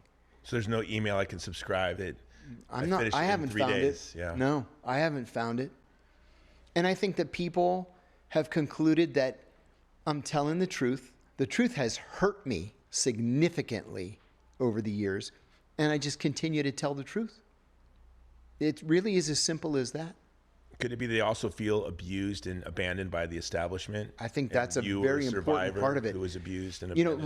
Look at affiliations with political parties. They're at historic lows right now. I really believe that we're headed for some sort of a watershed political event in the country. I'm not exactly sure what that's going to look like yet, but think of it this way. As recently as a century ago, we had as many as 6 viable political parties in this country. We had cabinet members. Think of Solomon P. Chase, the Secretary of the Treasury under Lincoln, or William Stanton, Secretary of War under Lincoln. They were each members of 6 different political parties. If you had a problem with a position that your party took, you just quit. And Lincoln didn't like any of them, I think. And a team of rivals. Yeah. And you would just jump to a different party. So how did we box ourselves into this, this essentially uniparty, this duopoly that's really a uniparty, when a century ago we had a populist party, we had a socialist party, we had, the Free Soil Party and this party and that party and the farmer, DFL, the Democratic Farmer Labor Party. And we had all these different parties that were winning seats in Congress, that were winning governorships. Why have we relegated ourselves to two sides of the same coin? So I think we're headed towards something big. I'm just old enough to remember 1968 and 1969. I remember sitting on my dad's lap. He was watching the news, and the news showed all these buildings on fire. And I asked him why these buildings were on fire. And he said, a very bad man killed Martin Luther King, and black people were very upset. I still remember him saying it like that. And then a couple months later, my mother just crying all day because Robert Kennedy had been shot and killed. And then a friend of ours, a friend of my parents, lost his daughter at Kent State. She was one of the 5 that was shot and killed. Yeah. So I remember this upheaval, these riots in the streets, and This was forming you. This was forming your moral conscience. Very much. Losing his daughter at Kent State must have been a big part of your identifying with the left. Mm-hmm. It very much was. Governor Rhodes was the governor of Ohio that ordered the National Guard just open fire on unarmed students. And in our house, Governor Rhodes was the devil, open fire on unarmed students for a peaceful political protest. Yeah. What is this, North Korea? And so, yeah, that did inform my political views. So I don't know how we've gone from the free thinking of 68 and 69 through 74, which was the year of Watergate, to this thing where we pretend to have these significant political differences, and we're just rearranging the deck chairs on the Titanic. That's what's happening. Mm-hmm. And Gen Z knows it. And they know it. They're like, we're on the Titanic. It. Yes. And y'all are rearranging the deck chairs. They recognize it. Yes. And Pope Leo recognizes it. And Pope Leo and your patriarch recognized it. Pope Leo has had his intellect consistently underestimated. Yeah. Mm-hmm. Well, he's from Chicago he's a Sox fan. That's right. So there's that. And he's been around the block. Yeah. Yeah. So I have some questions from Gen Z for you. Okay, great. Okay, I had Gen Zers. The hope of they're what gives me hope. Okay. Is the CIA? Oh no, I want to ask this question first, because this is a good question. Okay, not saying that the moon landing was faked or that the CIA was involved in the killing of John F. Kennedy, but as someone who worked inside the intelligence community, do you think the U.S. government could keep a secret that big, faking the moon landing, assassinating a president, or hiding aliens from us? Could they, if they wanted to, hide those secrets from us?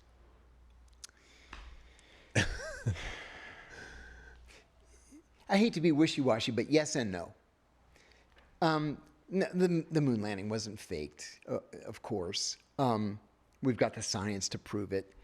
But you know what? I'm going to answer that with an anecdote that Bob Kennedy Jr. told me.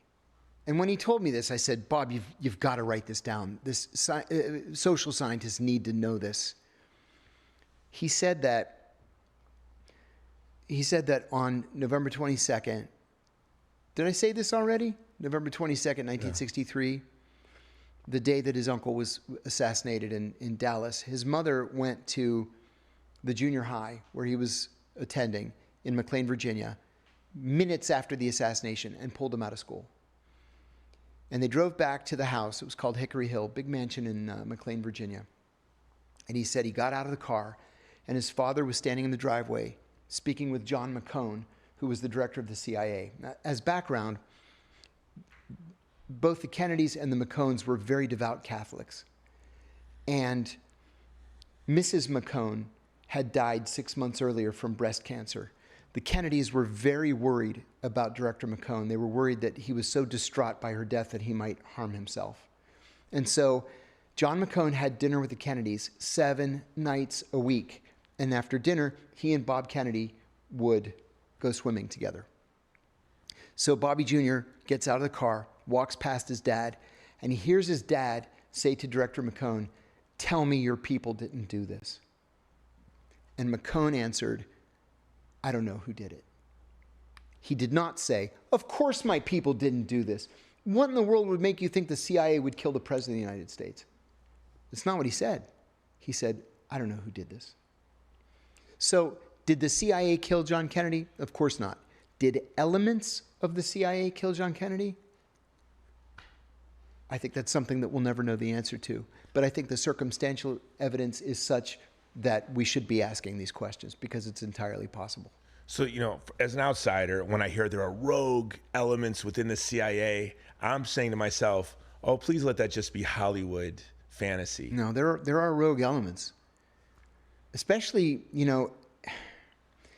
pre-1975, pre-Church Pike committees, immediately post 9/11. Yeah, I kind of make a joke about this guy that I used to work with. Friendliest guy in the world, Rick. I was working in the counterterrorism center, and he would come in every day. "Morning, fellas." We say, "Morning, Rick. How's your weekend, fellas?" "Hey, great, Rick. How was your weekend?" "Yeah, great." "Hey, guys, you going to go to the agency picnic?" "Yeah, Rick, we'll see you at the picnic." Finally, I said to the guy I was sitting next to, Frank, I said, "He's the nicest guy in the world, and I really don't know what he does here." And Frank says, "He's the head of the Special Activities Division." So his job was every Tuesday morning, you get the kill list, which is what they called it. Every Tuesday morning at the White House, CIA people meet with the White House counsel and their people, come up with a list of people to kill that week. Rick gets the list. He sends his guys out. He goes out all around the world. You kill the guy that's on the list, and you come back and you get the next list the next Tuesday. And I said, wow, that's not good, right? I mean, none of these people have been charged with a crime. If these are such bad people, I mean, this is the United States of America. Yeah. We have a constitution. If these guys are so bad, charge them with a crime. You can't just decide you don't like somebody's politics and go and blow their brains out. And as it turned out, some of them were American citizens who had never been charged with a crime. Again, some things are right or wrong, and this is wrong. After I left the CIA, Rick retired. I left in 2004. He retired in like 2006. And in 2007, Vanity Fair magazine wrote an expose about him. I couldn't believe what I read. He had been a hitman for the Cali cartel. And he struck up a friendship with a dark figure in my career who ended up becoming the deputy director for operations. Because they were both working against communist insurgents in Colombia. Because the Cali cartel hated the communists and vice versa. Well, the CIA hated the communists, and the enemy of my enemy is my friend. And so the agency and the Cali cartel are working together to stamp out communism, as if that mattered. And so he says, hey, listen, if you don't want to do cartel hits anymore, I'm the CIA station chief down here. Why don't you come and do hits for me? And that was it. He was a hitman for the Cali cartel. That's not cool. No. No. How did that happen? Are we still doing this?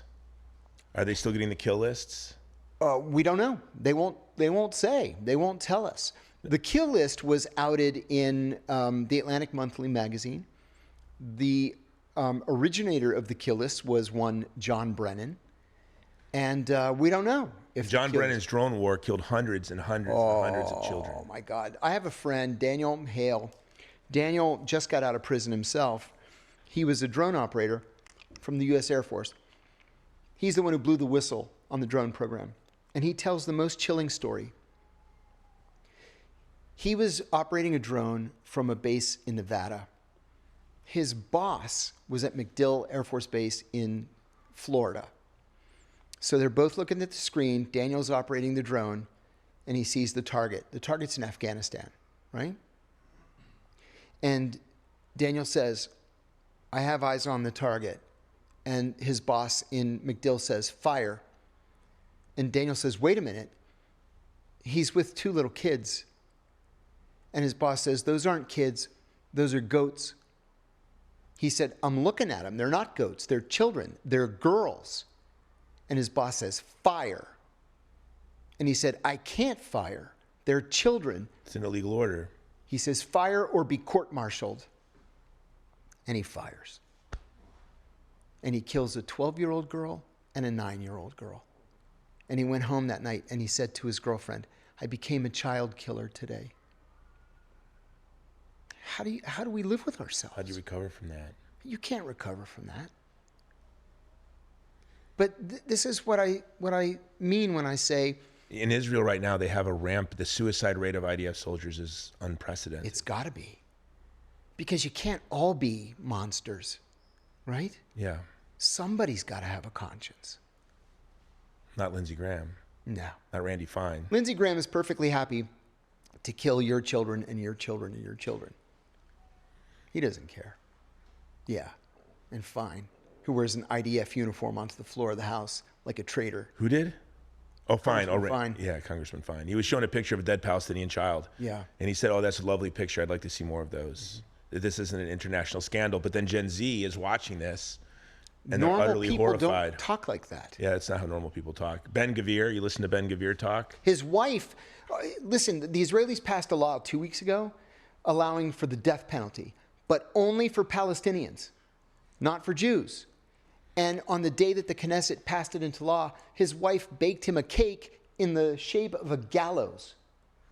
These are not normal people. This is not normal life. We need to reclaim what's right. You know, I think we're going to see a political shift in this country like we did after desegregation.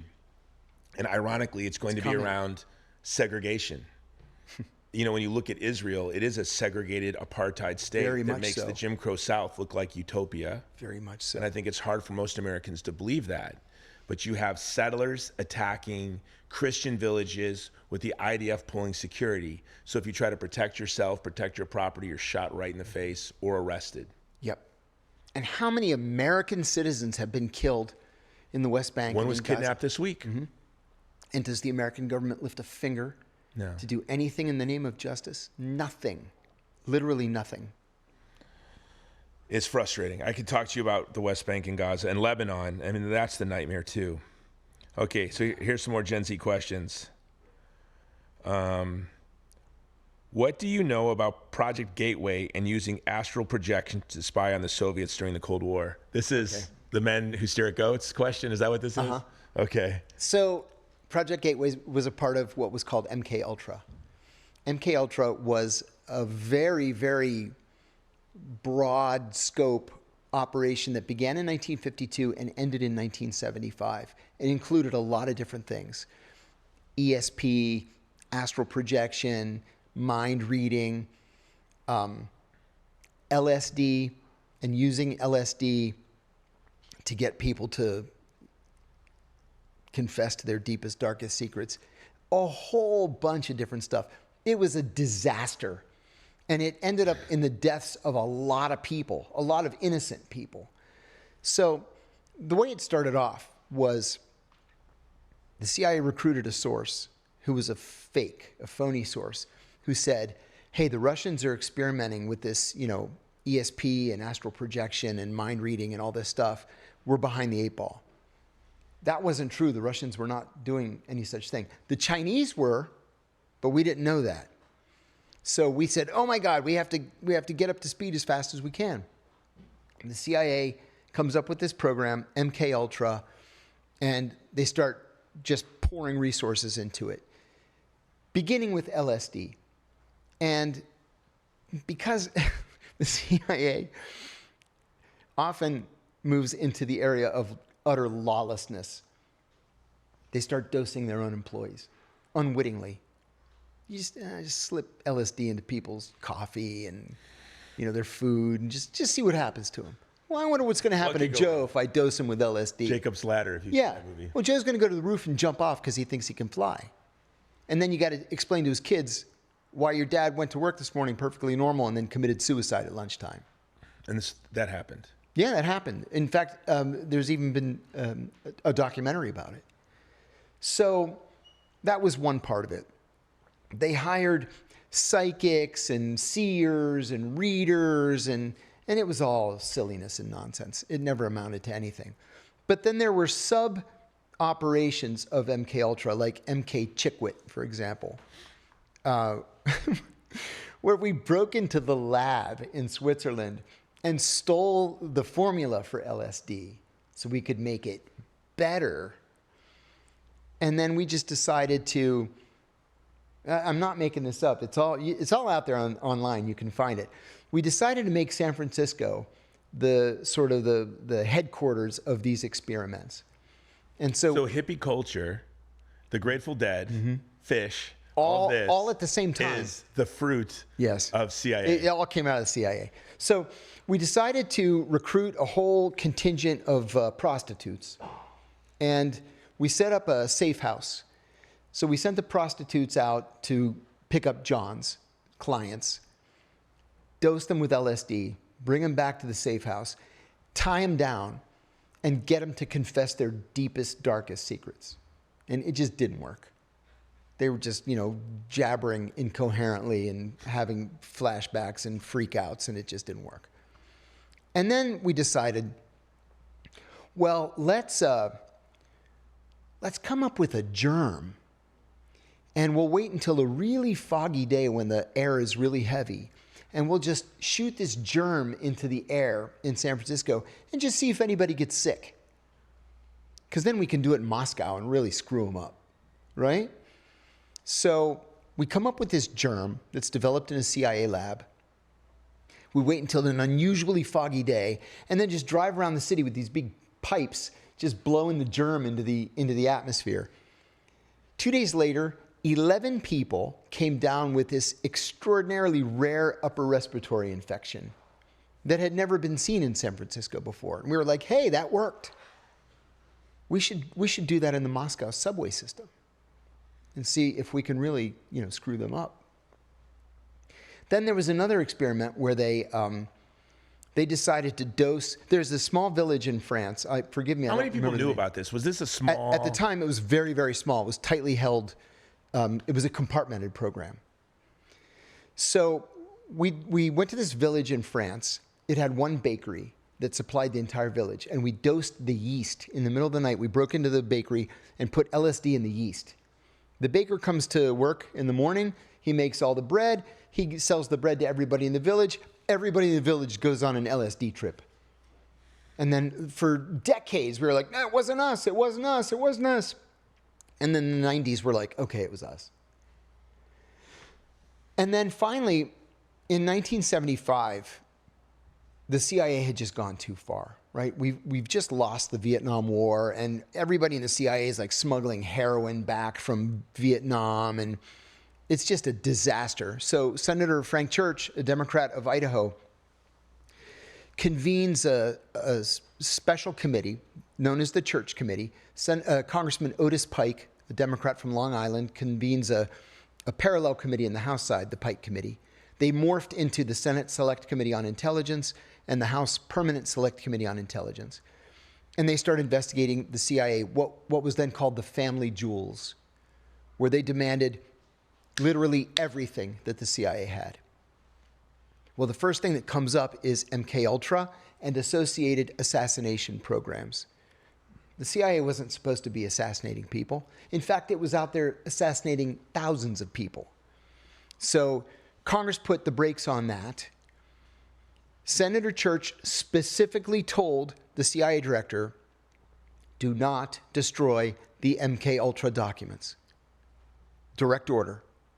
He literally went from Capitol Hill back to headquarters and said, destroy everything. And so everybody in the building is just shredding documents. They destroyed 85% of the MKUltra documents. 15% survived. That's why we have this little idea after all these years of what it was, but we really don't know what the overall program was because it was all destroyed. Well, the director was fined $500 for this egregious criminal act of defying Congress. And the old timers used to talk about this when I was first there. What the IDF does for its soldiers when they rape. Oh yeah, yeah. By God, you're going to be fined $500. What happened was, he was held in contempt of Congress. He was found guilty, fined $500. He went back to headquarters, and the old timers told me that every CIA employee had lined the halls, and they were throwing dollars and $5 into a hat to pay the director's $500 fine, just as a big FU to Congress. What caused that? Was it the shock of World War II, and you still had this culture that we're facing an existential threat from social communism? That's exactly what it was. It was the communist boogeyman. Well, also in 1975, Senator Church and Congressman Pike insisted on an executive order that became known as EO 12333. Executive Order 12333 became the basis for what the CIA was allowed to do overseas and not allowed to do. And the original draft, the original version, signed version of 12333 forbade assassinations. Okay? Until September 12th, 2001. And then President Bush kind of crossed that part out and said, kill anybody you want. And that's what they've been doing ever since. Now, are these assassinations done by the Special Activities Group? Are they, like in the movies, do they poison people, have heart attacks, commit suicide? Oh, or it's is it just all different kinds so is of it sophisticated as in the movies? Yeah, it is. It can be. I mean, sometimes it's as crude as, you know, the guy's walking his dog. This happened recently. I read in the paper. The guy's walking his dog. A van pulls up alongside. The side door opens. You get a bullet in your brain. The door closes and the van drives off. That's when they're sending a message. They want people to know what happened. Mm-hmm. Sometimes they'll kidnap a guy and then nobody ever sees him again. There were times when I was the executive assistant to the CIA's deputy director for operations. After I got back from Pakistan, I got promoted, and the deputy director made me his assistant. In that position, you see literally everything that the CIA is doing everywhere in the world. Compartments 6 levels above top secret. It was ridiculous. I couldn't even sleep at night. But you see, I have to be careful with what I say here. Yeah. You see some things that you're like, what? Why would we do that? Right? We're either a nation of laws or we're not a nation of laws. You can't pretend to be one while being the other. If you don't like this guy's politics, you can't just walk up to him and put a bullet in his head. You know, we would get these cables like, we were interrogating this guy during the night, and Jim may have gone a little too far, but well, he's deceased now, so what should we do? And then the geographic office will write back, well, where are you? Well, we're next to the safe house. Can you just bury him in the backyard? Yeah, we'll just do that. And they just dig a hole and bury the guy. And then years later, you see these newspaper articles like, so-and-so's family, they haven't heard from him in years. He was there one day and gone the next. And like, where could he possibly be? I can tell you where he is. He's buried in the backyard of the safe house. But that's not a nation of laws. That's not what a nation of laws does. So we're either going to be the good guys or we're not going to be the good guys. But we can't pretend to be one while being the other. And if we're not the good guys, we won't be able to remain our exactly. position as the sole hegemon. Exactly. Peer competitor. Because the rest of the world is wise to us. And it's all going to collapse around us. They're wise to us now. Yeah. What would your advice be to, I mean, you're looking at what's happening in Lebanon right now. It's scandalous. It's shocking. It's unimaginable. Mm-hmm. And it's just as if things are, it's just, you know, I have a different view of the German people in the 30s and 40s. Like, what could they have known? Mm-hmm. We have phones bombarding us with information every day. The Germans would not have known what was happening in Auschwitz or in the Eastern Front or in Paris. But the American people have access to this information, but they have rational ignorance. So I have to pick my kids up from school. My boss wants this report. My wife wants me to make more money. Mm-hmm. They're just thinking about their life, and I don't have time to think about the decimation of ancient Christian cities, monasteries, churches, schools. Well, if you were to sit down across from President Trump and say, this is what you need to do so we can reclaim and maintain our position in the world, what would you say? I think that he needs to put the interests of the United States first, above all else. We have seconded our foreign policy to Israel. And Israel's security is not my concern as an American. My concern is the security of the United States of America. And joining ourselves at the hip with Israel is dragging us down.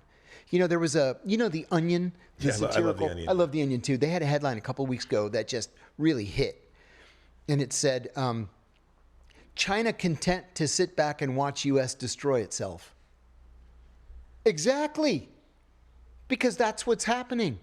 We're destroying ourselves. Listen, when you have votes in the United Nations General Assembly every single year for the last 50 years, and literally the entire world is on one side, and on the other side is the U.S., Israel, Costa Rica, and Nauru, there's a problem. There's a problem.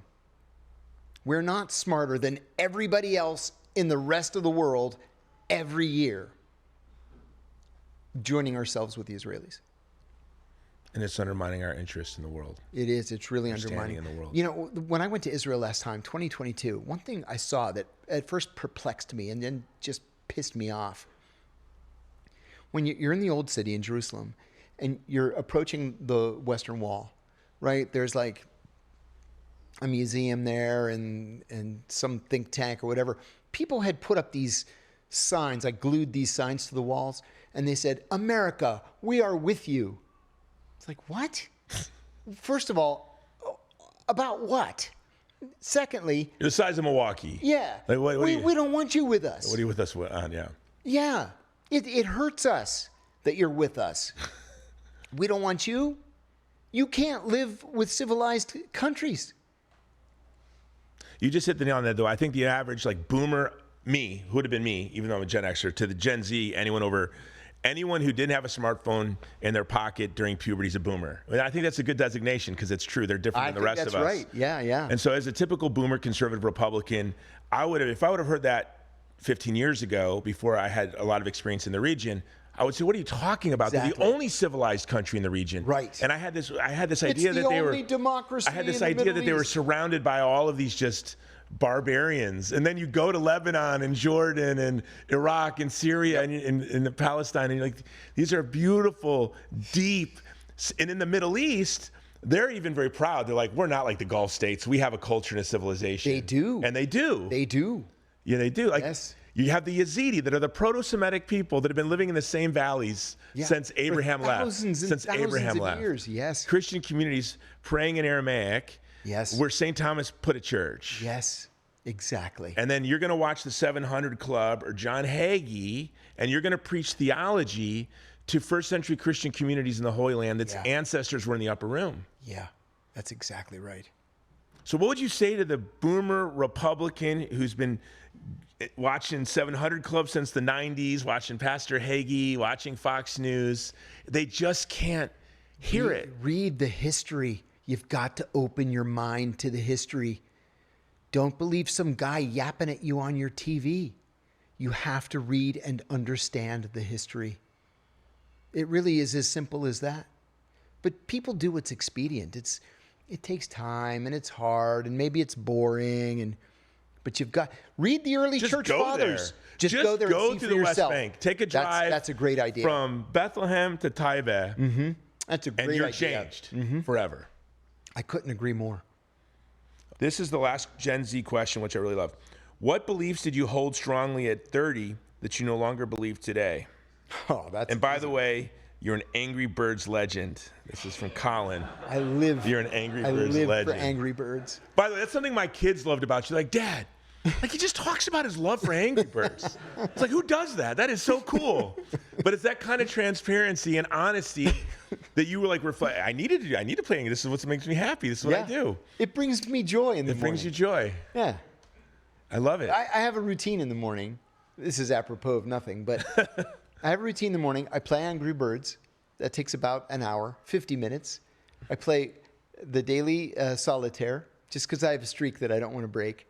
But my doctor told me to do the New York Times crossword puzzle every day because it actually does fend off, the degeneration of the brain. And I don't want, I don't have dementia in my family on either side, but just to be on the safe side, I want to keep my brain fresh. So I do the Washington Post crossword, the New York Times crossword, the USA Today crossword, if I have the time, Angry Birds and Solitaire. What's the most challenging of the crosswords? The New York Times. Okay. Yeah. Especially Saturday. Okay. Saturday is way harder than Sunday. For the pros. Oh, yeah. Saturday's tough. I'm 2/3 done with today's. It's hard. But anyway, what do I not believe now that I believed at 30? That we are just unequivocally the good guys. It's just not true. It's not. I also believed, I used to say all the time, I want my leaders to be smarter than I am, right? To make wise decisions. And I've come to realize they're just human beings, and most of them aren't smarter than the rest of us.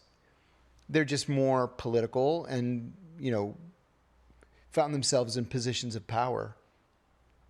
They have the same nervous system, the same bandwidth, the same. Yeah, they do. I'll tell you a story. When I was in college, I was very fortunate to win this thing called the Lyndon B. Johnson Congressional Scholarship or internship. So it was the only paid internship on Capitol Hill. And I worked for my congressman. He was a conservative Democrat from Western Pennsylvania, pro-life, pro-gun, pro-labor, the old school Democrat. And I liked the guy a lot. I sat next to the press secretary, who was this really, really good looking. She had been Miss Iowa, of all things. And she was dating an Exxon lobbyist. He was a great guy, too. So he'd come and hang out in the office all the time. One day, the congressman comes in. I'm only saying this because he died recently, so he can't sue me or anything. But the congressman comes in one day and he goes like this. He goes, "I got laid last night." And I said, "No, he didn't. Mrs. Coulter's not even in Washington. She's in Pittsburgh." And I was like, oh. And the lobbyist said to me, "You see, they're all dogs. They all put their pants on one leg at a time, just like you do, and they're all dogs who think that they're better than everybody else." He said, "I don't know why you idolize these guys." And he was right. He was right. I went in to see the Assistant Secretary of State one time. He called me and asked me to come over to, he wanted a briefing on this really obscure issue dealing with the Gulf. So I went in and he said, "I was at the White House the other day in this mutual colleague's office, and I saw a picture on his desk with that friend of yours." I said, "What friend of mine?" "That woman you sit next to." I said, "What are you talking about?" He said, "The director has a picture of himself with the woman you sit next to." I said, they're both married." And I was like, "Oh, for heaven's sake." And they don't even, it's not even. And next thing you know, they both get divorced, they marry each other. It's like, it's Peyton Place over here. We used to have this joke at the CIA that when you go into a conference room, never touch the table because you don't know who was having sex on it last night. And it was serious. In 2003, we had to send doctors from the Office of Medical Services out to Iraq because CIA officers were passing around a CIA-specific strain of gonorrhea amongst each other. It was seen only in CIA officers. And the doctors are like, "Can't you people control yourselves?" Well, Brett McGurk got caught on the top of the embassy having sex. Yes, he did. And that guy is an animal. I'd love to do a documentary expose on him. You and I should chat about that afterwards. Okay. I got some stuff to tell you. I mean, that guy, and when I was in Iraq documenting the genocide, the Peshmerga, and I'd meet with senior leadership and I'd meet with generals. I do too. But they'd all have U.S. Embassy stories. Yeah. Because they're all pigs. They're pigs. They talk about they'd have to get a shuttle because they were so drunk they couldn't even. So this is where I want to have empathy for them. I have to imagine if they're engaged in high-risk adultery in front of everyone at the office. Let me tell you. That they have existential angst. They're lonely. They're despairing, and they just want to. This is kind of tragic. So it's a culture of tragically lonely people. Which then, if I was another intelligence agency, no one's easier for me to recruit than someone who's lonely and alienated. And they're all lonely and alienated. Let me tell you, my deputy director that I worked for had been married 5 times, and all 5 of his wives had first been his secretary. All 5 of them. I'll give you another example. When I was working in Pakistan, I was dating a senior CIA officer who became my wife. So we were just dating at the time. I had just gotten divorced, and we had this trunk line in the station. So even though I was in Pakistan, I could pick up that phone, and it was a local Washington, D.C. number. So we were 11 and a half hours ahead. So when I'd get to the office at 7, I would call her at 7:30 the previous evening in Washington, and we would just talk about how her day was. So one of the guys in my office, I had 7 old timers working for me. They had all been either director or deputy director of Near East operations, and they came back after 9/11 just for patriotic reasons. But if you're a contractor, you can't lead a group. So I was the chief of the group, and all of these senior intelligence service officers were working for me, which was a great blessing for me. I learned more from them than I learned over the rest of the course of my career. And these were men that came up when it was all on the line. The bad old days. So my girlfriend and I would end each conversation with, "Okay, love you, mwah," and hang up. And one of them heard me. And he says, "So, are there wedding bells in the future?" And I said, "Oh, I don't know. I just got divorced. I'm kind of afraid of being a 2-time loser." That's what I said, 2-time loser. He says, "2-time loser? I've been married 4 times.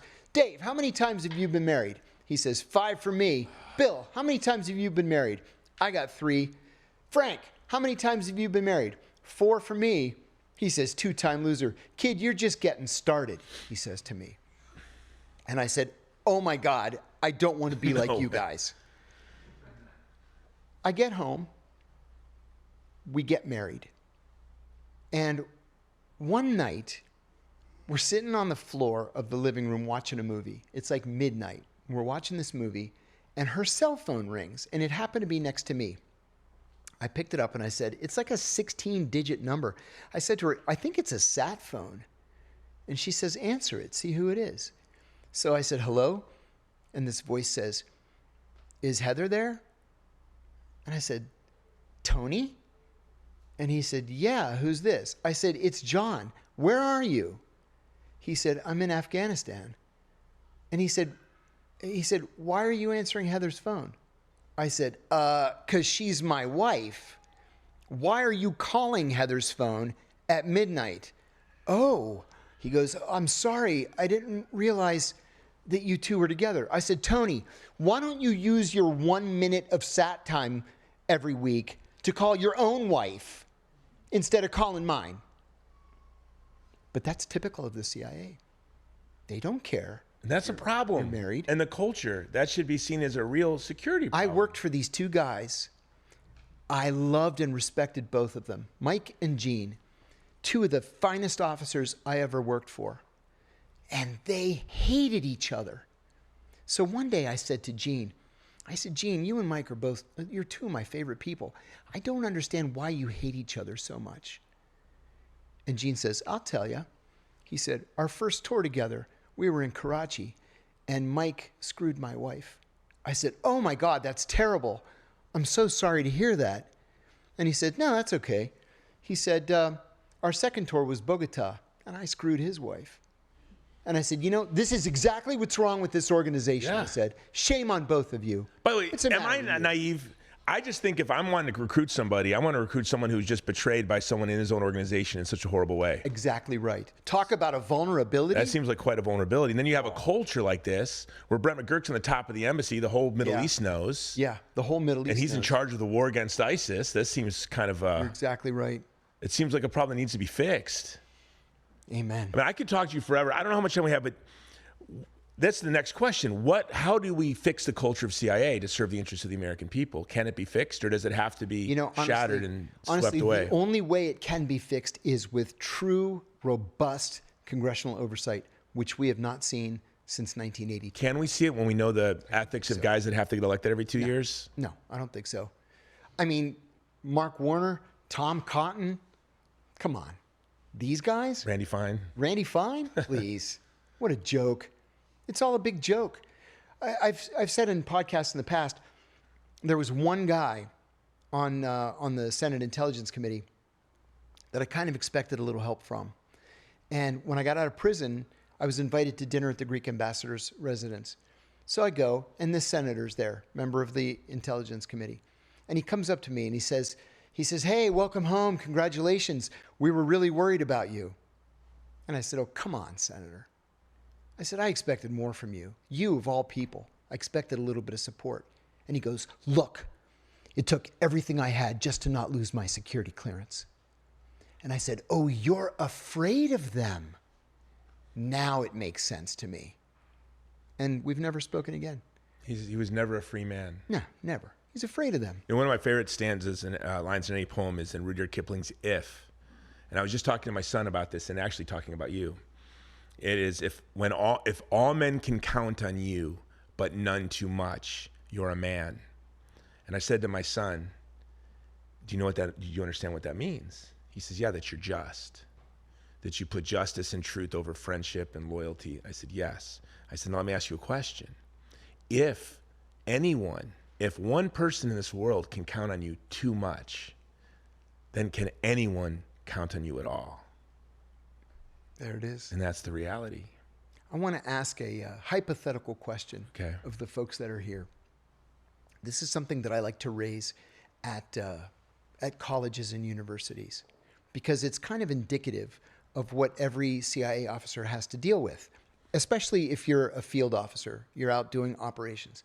So let's say that you're a CIA case officer in the Middle East and you've recruited a bona fide terrorist, a bona fide penetration of Al-Qaeda, Hezbollah, ISIS, whatever it is, it doesn't matter.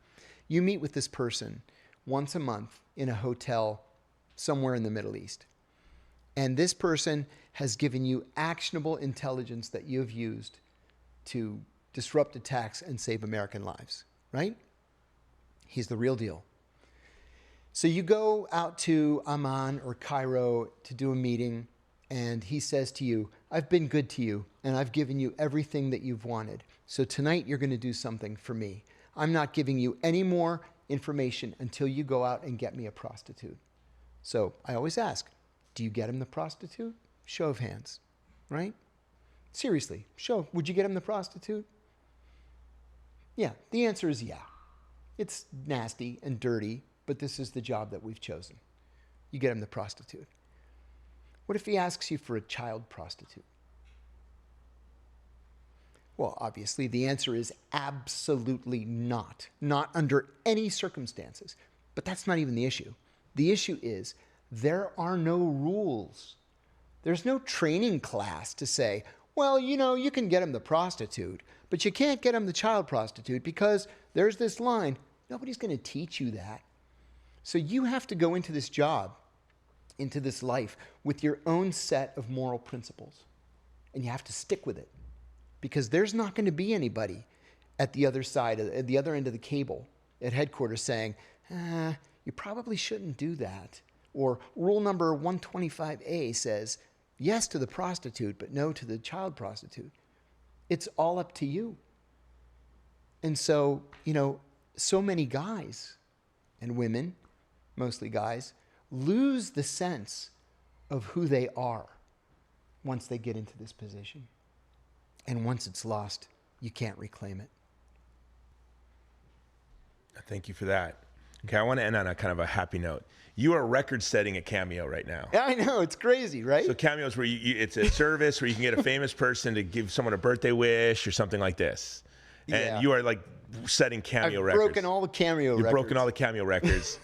And when we first were talking about having you on my film, you're like, I love a line in your film, and I'm like, yeah, of course, I love you in my film for your SAG card. You don't need that anymore. You've well blown past that. Got the SAG card. So how many hours a week are you leaving messages? Just answering Cameo requests, I'm doing probably 25 or 30 hours a week. So that's how many cameos a week? I did 900 for the month of March. Okay. Yeah. Okay, so what I want to know is, of all these cameos, what was the sweetest one? I've gotten 3. I've done about 1,950 cameos so far. Okay. I do 20 or 30 a day. Okay. I've gotten 3 where, well, let me back up. About 50% of them are birthday wishes. Jimbo's birthday is next Tuesday. I say, hey, happy birthday, Jimbo. John Kiriakou here. Hope you had a great day, etc. So there's birthday, Mother's Day, Father's Day, whatever. Advice, pep talk. About 10% are pep talks. So of the 10% that have been pep talks, 3 have come back to say that I somehow talked them out of committing suicide. I'm not really sure how I did that. But, there are a lot of really hurting people out there. We get so wrapped up in our own lives, our own existences, we don't realize how many other people are in pain. There's one girl, she's just one out of almost 2,000 cameos that I've done. One who sounded like she was in such pain. I said, listen, in the cameo, I said, we're not supposed to do this, but here's my phone number. Wow. Call me. And she called me, crying. She's 15. She's bulimic. Her parents don't understand her. She was going to commit suicide. And I talked her out of it. And she's called me twice since then, usually for less than a minute or 2. Very respectful. Very, very respectful. And she said she's having a down day and she needs to hear a friendly voice. And that's it. I had another friend. He became a friend. So I get a message through Facebook. The guy says, hi, my name is James, and I want to thank you for what you did for the country. So I look at his page, and here's picture after picture after picture of him embedded with the Syrian Kurds fighting ISIS. And I was like, wow. I said, thank you for what you did. I said, the Kurds are heroic. I've loved the Kurds all of my adult life since I first, started working with the Iraqi Kurds in northern Iraq. And we became friends. This guy had the most tragic story. His mother was a prostitute, and he was born with fetal alcohol syndrome. So, never had any idea who his father was. And when he was 17, he did something really, really stupid. He kidnapped a guy at gunpoint and took him from ATM to ATM, forcing him to empty his bank account. And of course, he got caught. And the judge came down on him like a ton of bricks and gave him 20 years. And he did the whole 20. Well, he gets out. He's 37 years old. He's got a violent felony on his record. Employment is impossible. So he goes into porn. It's the only thing he can do. He acts in porn. And what do you make in porn? I don't know, $150? Who knows? So he decides he needs meaning in his life. So he goes to Turkey, crosses the border into Syria, stumbles into these Kurds, takes up arms, and just starts killing ISIS people. He does that for a year and then comes back out, makes his way back to the United States, Billings, Montana.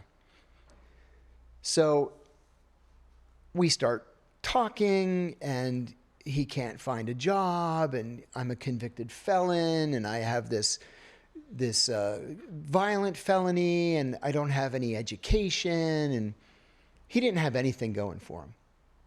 And I kept telling him, one day at a time, go to the local community college. What's a community college class cost? $100? $150? Whatever you're interested in. Whatever whatever, tickles your fancy, focus on that. Just one day at a time, I'm telling him. Then one day, I get a call on my phone, and it says prison/jail. And it has some Wyoming area code. I'm like, what in the world? So I answer the phone, and it's him. I said, what in the world are you doing in jail in Wyoming? He said, I got into a fight with my girlfriend, and she wouldn't let me see my son, and I slapped her, and she had me arrested. I said, geez, James. So he ends up getting bail, and then decides he's going to commit suicide. So he goes back home in Billings, Montana, takes a gun from his mother, drives to the Walmart parking lot.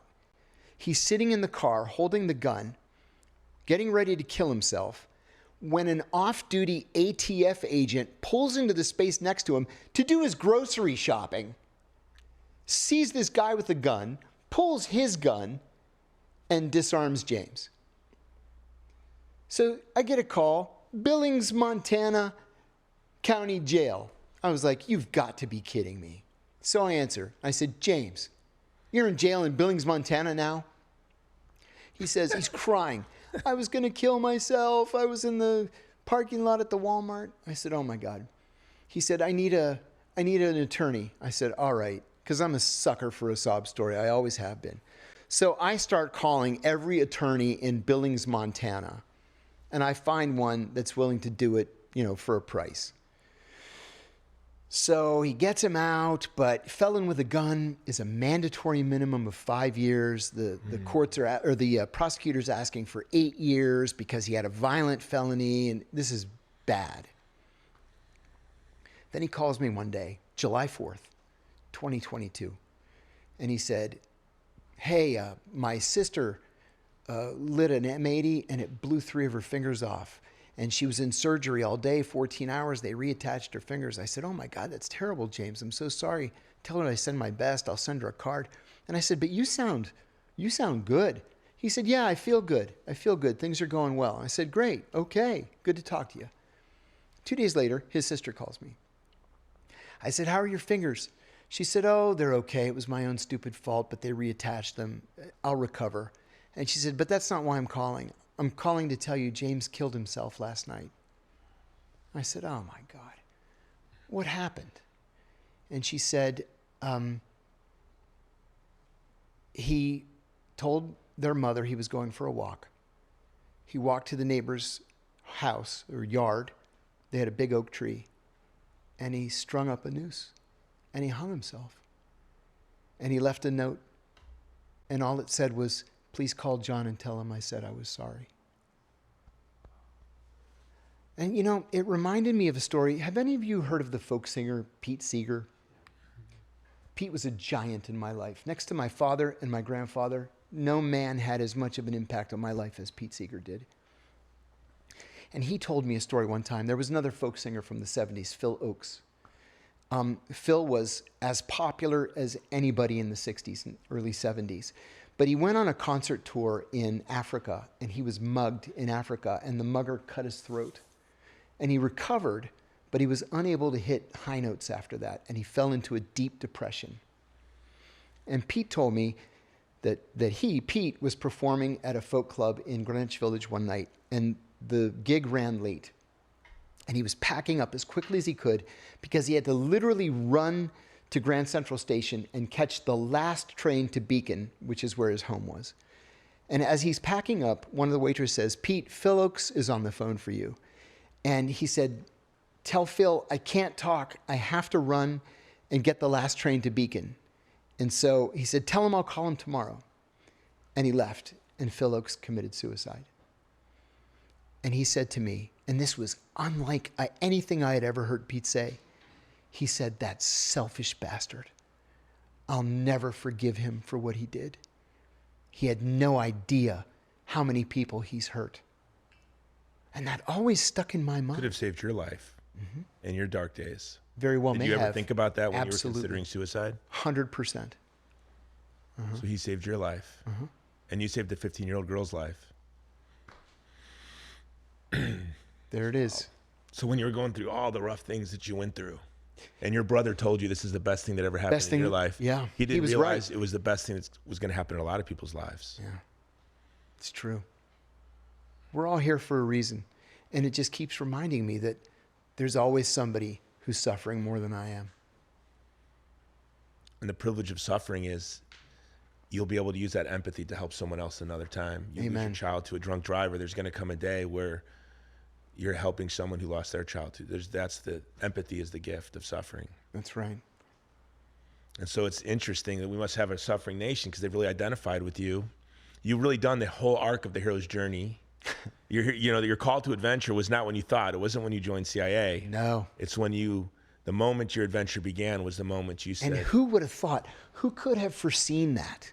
I never could have. Yeah. I'd have never believed you if you had told me, listen, in the next 10 years, this is what's going to happen. I think when we first met, if I would have told you that. Well, you didn't believe me. Jenny and I were like, look, we're passing on your movie because this is a massive studio film. This is the perfect script.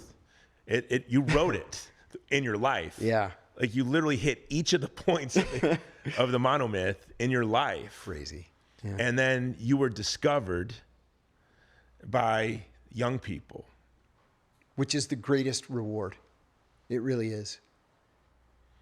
You know, when you were walking down the street to a book reading and I had called you, and when I was asking you to do this, I think, this is kind of an unbelievable opportunity. That's right. I don't know if you can do this. And I thought there was no way you could fit in your schedule. And you're like, yeah. But as you're walking to the book reading, you could hear how excited they were to see you.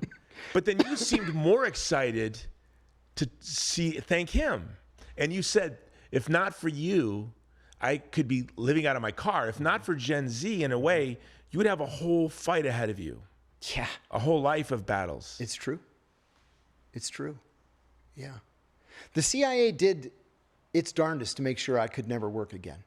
Wah-wah. Didn't work. Yeah. Didn't work. Didn't work. I mean, here's how bad things got. And I'm not saying that this is bad. I mean, maybe in the greater scheme of things, it's bad. But I was so broke and so unemployable. I had to rent a house with two elderly gay guys who were attached to oxygen machines, walking around like smoking cigarettes with their oxygen. This is in and the I'm movie. like, so this is my lot in life. What were you watching? Wheel of Fortune? What did they watch? I know, right? I don't know. Jeopardy at 7 and Wheel of Fortune at 7:30. How did I I'm know? sitting there like this. Yeah, like, well, I guess this is the way it's going to be. And then everything exploded.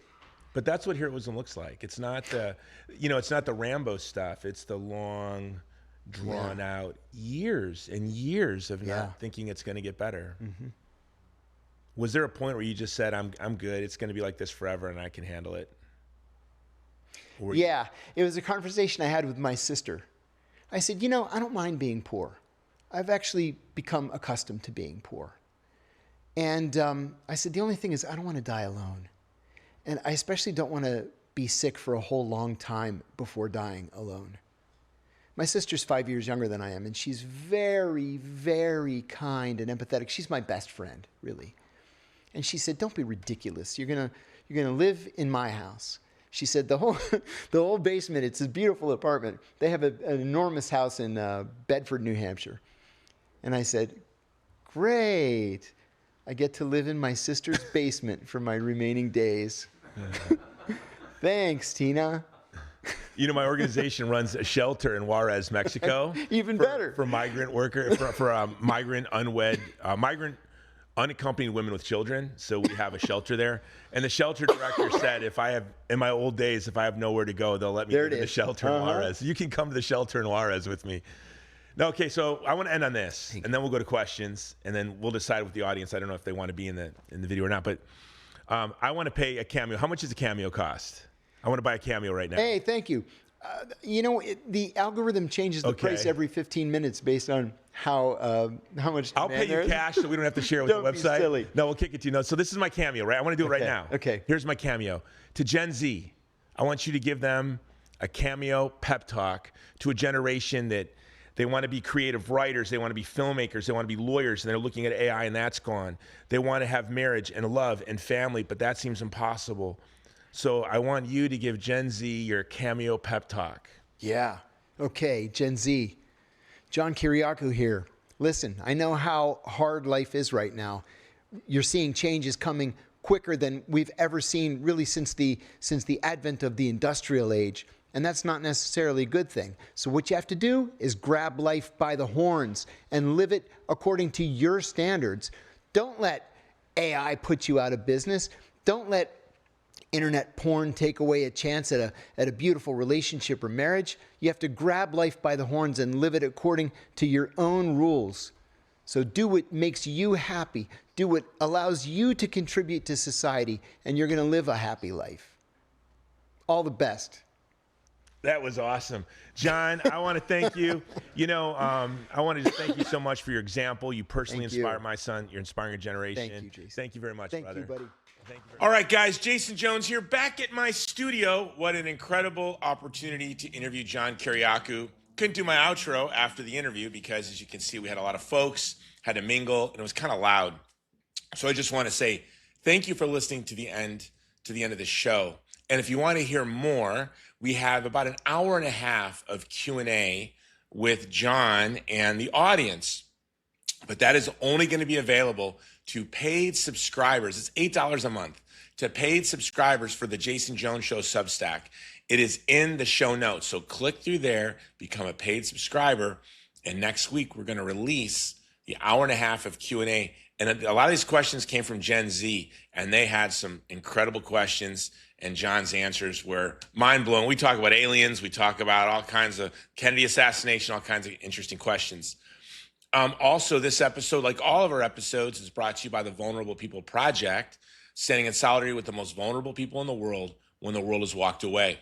Go to our website, vulnerablepeopleproject.com, and look at the work that we do. Go to savewestbankchristians.com and sign our statement of support for Palestinian Christians, for Christians in the Holy Land. If you want to be a part of our work, you can go to either two of those websites, and they're both in the show notes, and become a monthly donor. It's the monthly donors that give us the courage to grow our work. The beginning of the year, our goal was to reach 100 Christian communities that have protection in Nigeria, schools, churches, hospitals. We're now up to 54 Christian institutions and the only synagogue in Nigeria that's left we provide security for. You can look at our work that we do around the world, providing prosthetic limbs in Gaza for children, our work to keep the Christian community in the West Bank, and our work in India, China, and around the world. So go to savewestbankchristians.com, vulnerablepeopleproject.com, and become a part of the team. Go into the show notes and also subscribe, become a monthly subscriber to the Jason Jones Show Substack, and you can check out an hour and a half of Q&A with John Kiriakou. All right, guys, until next time, the Jason Jones Show.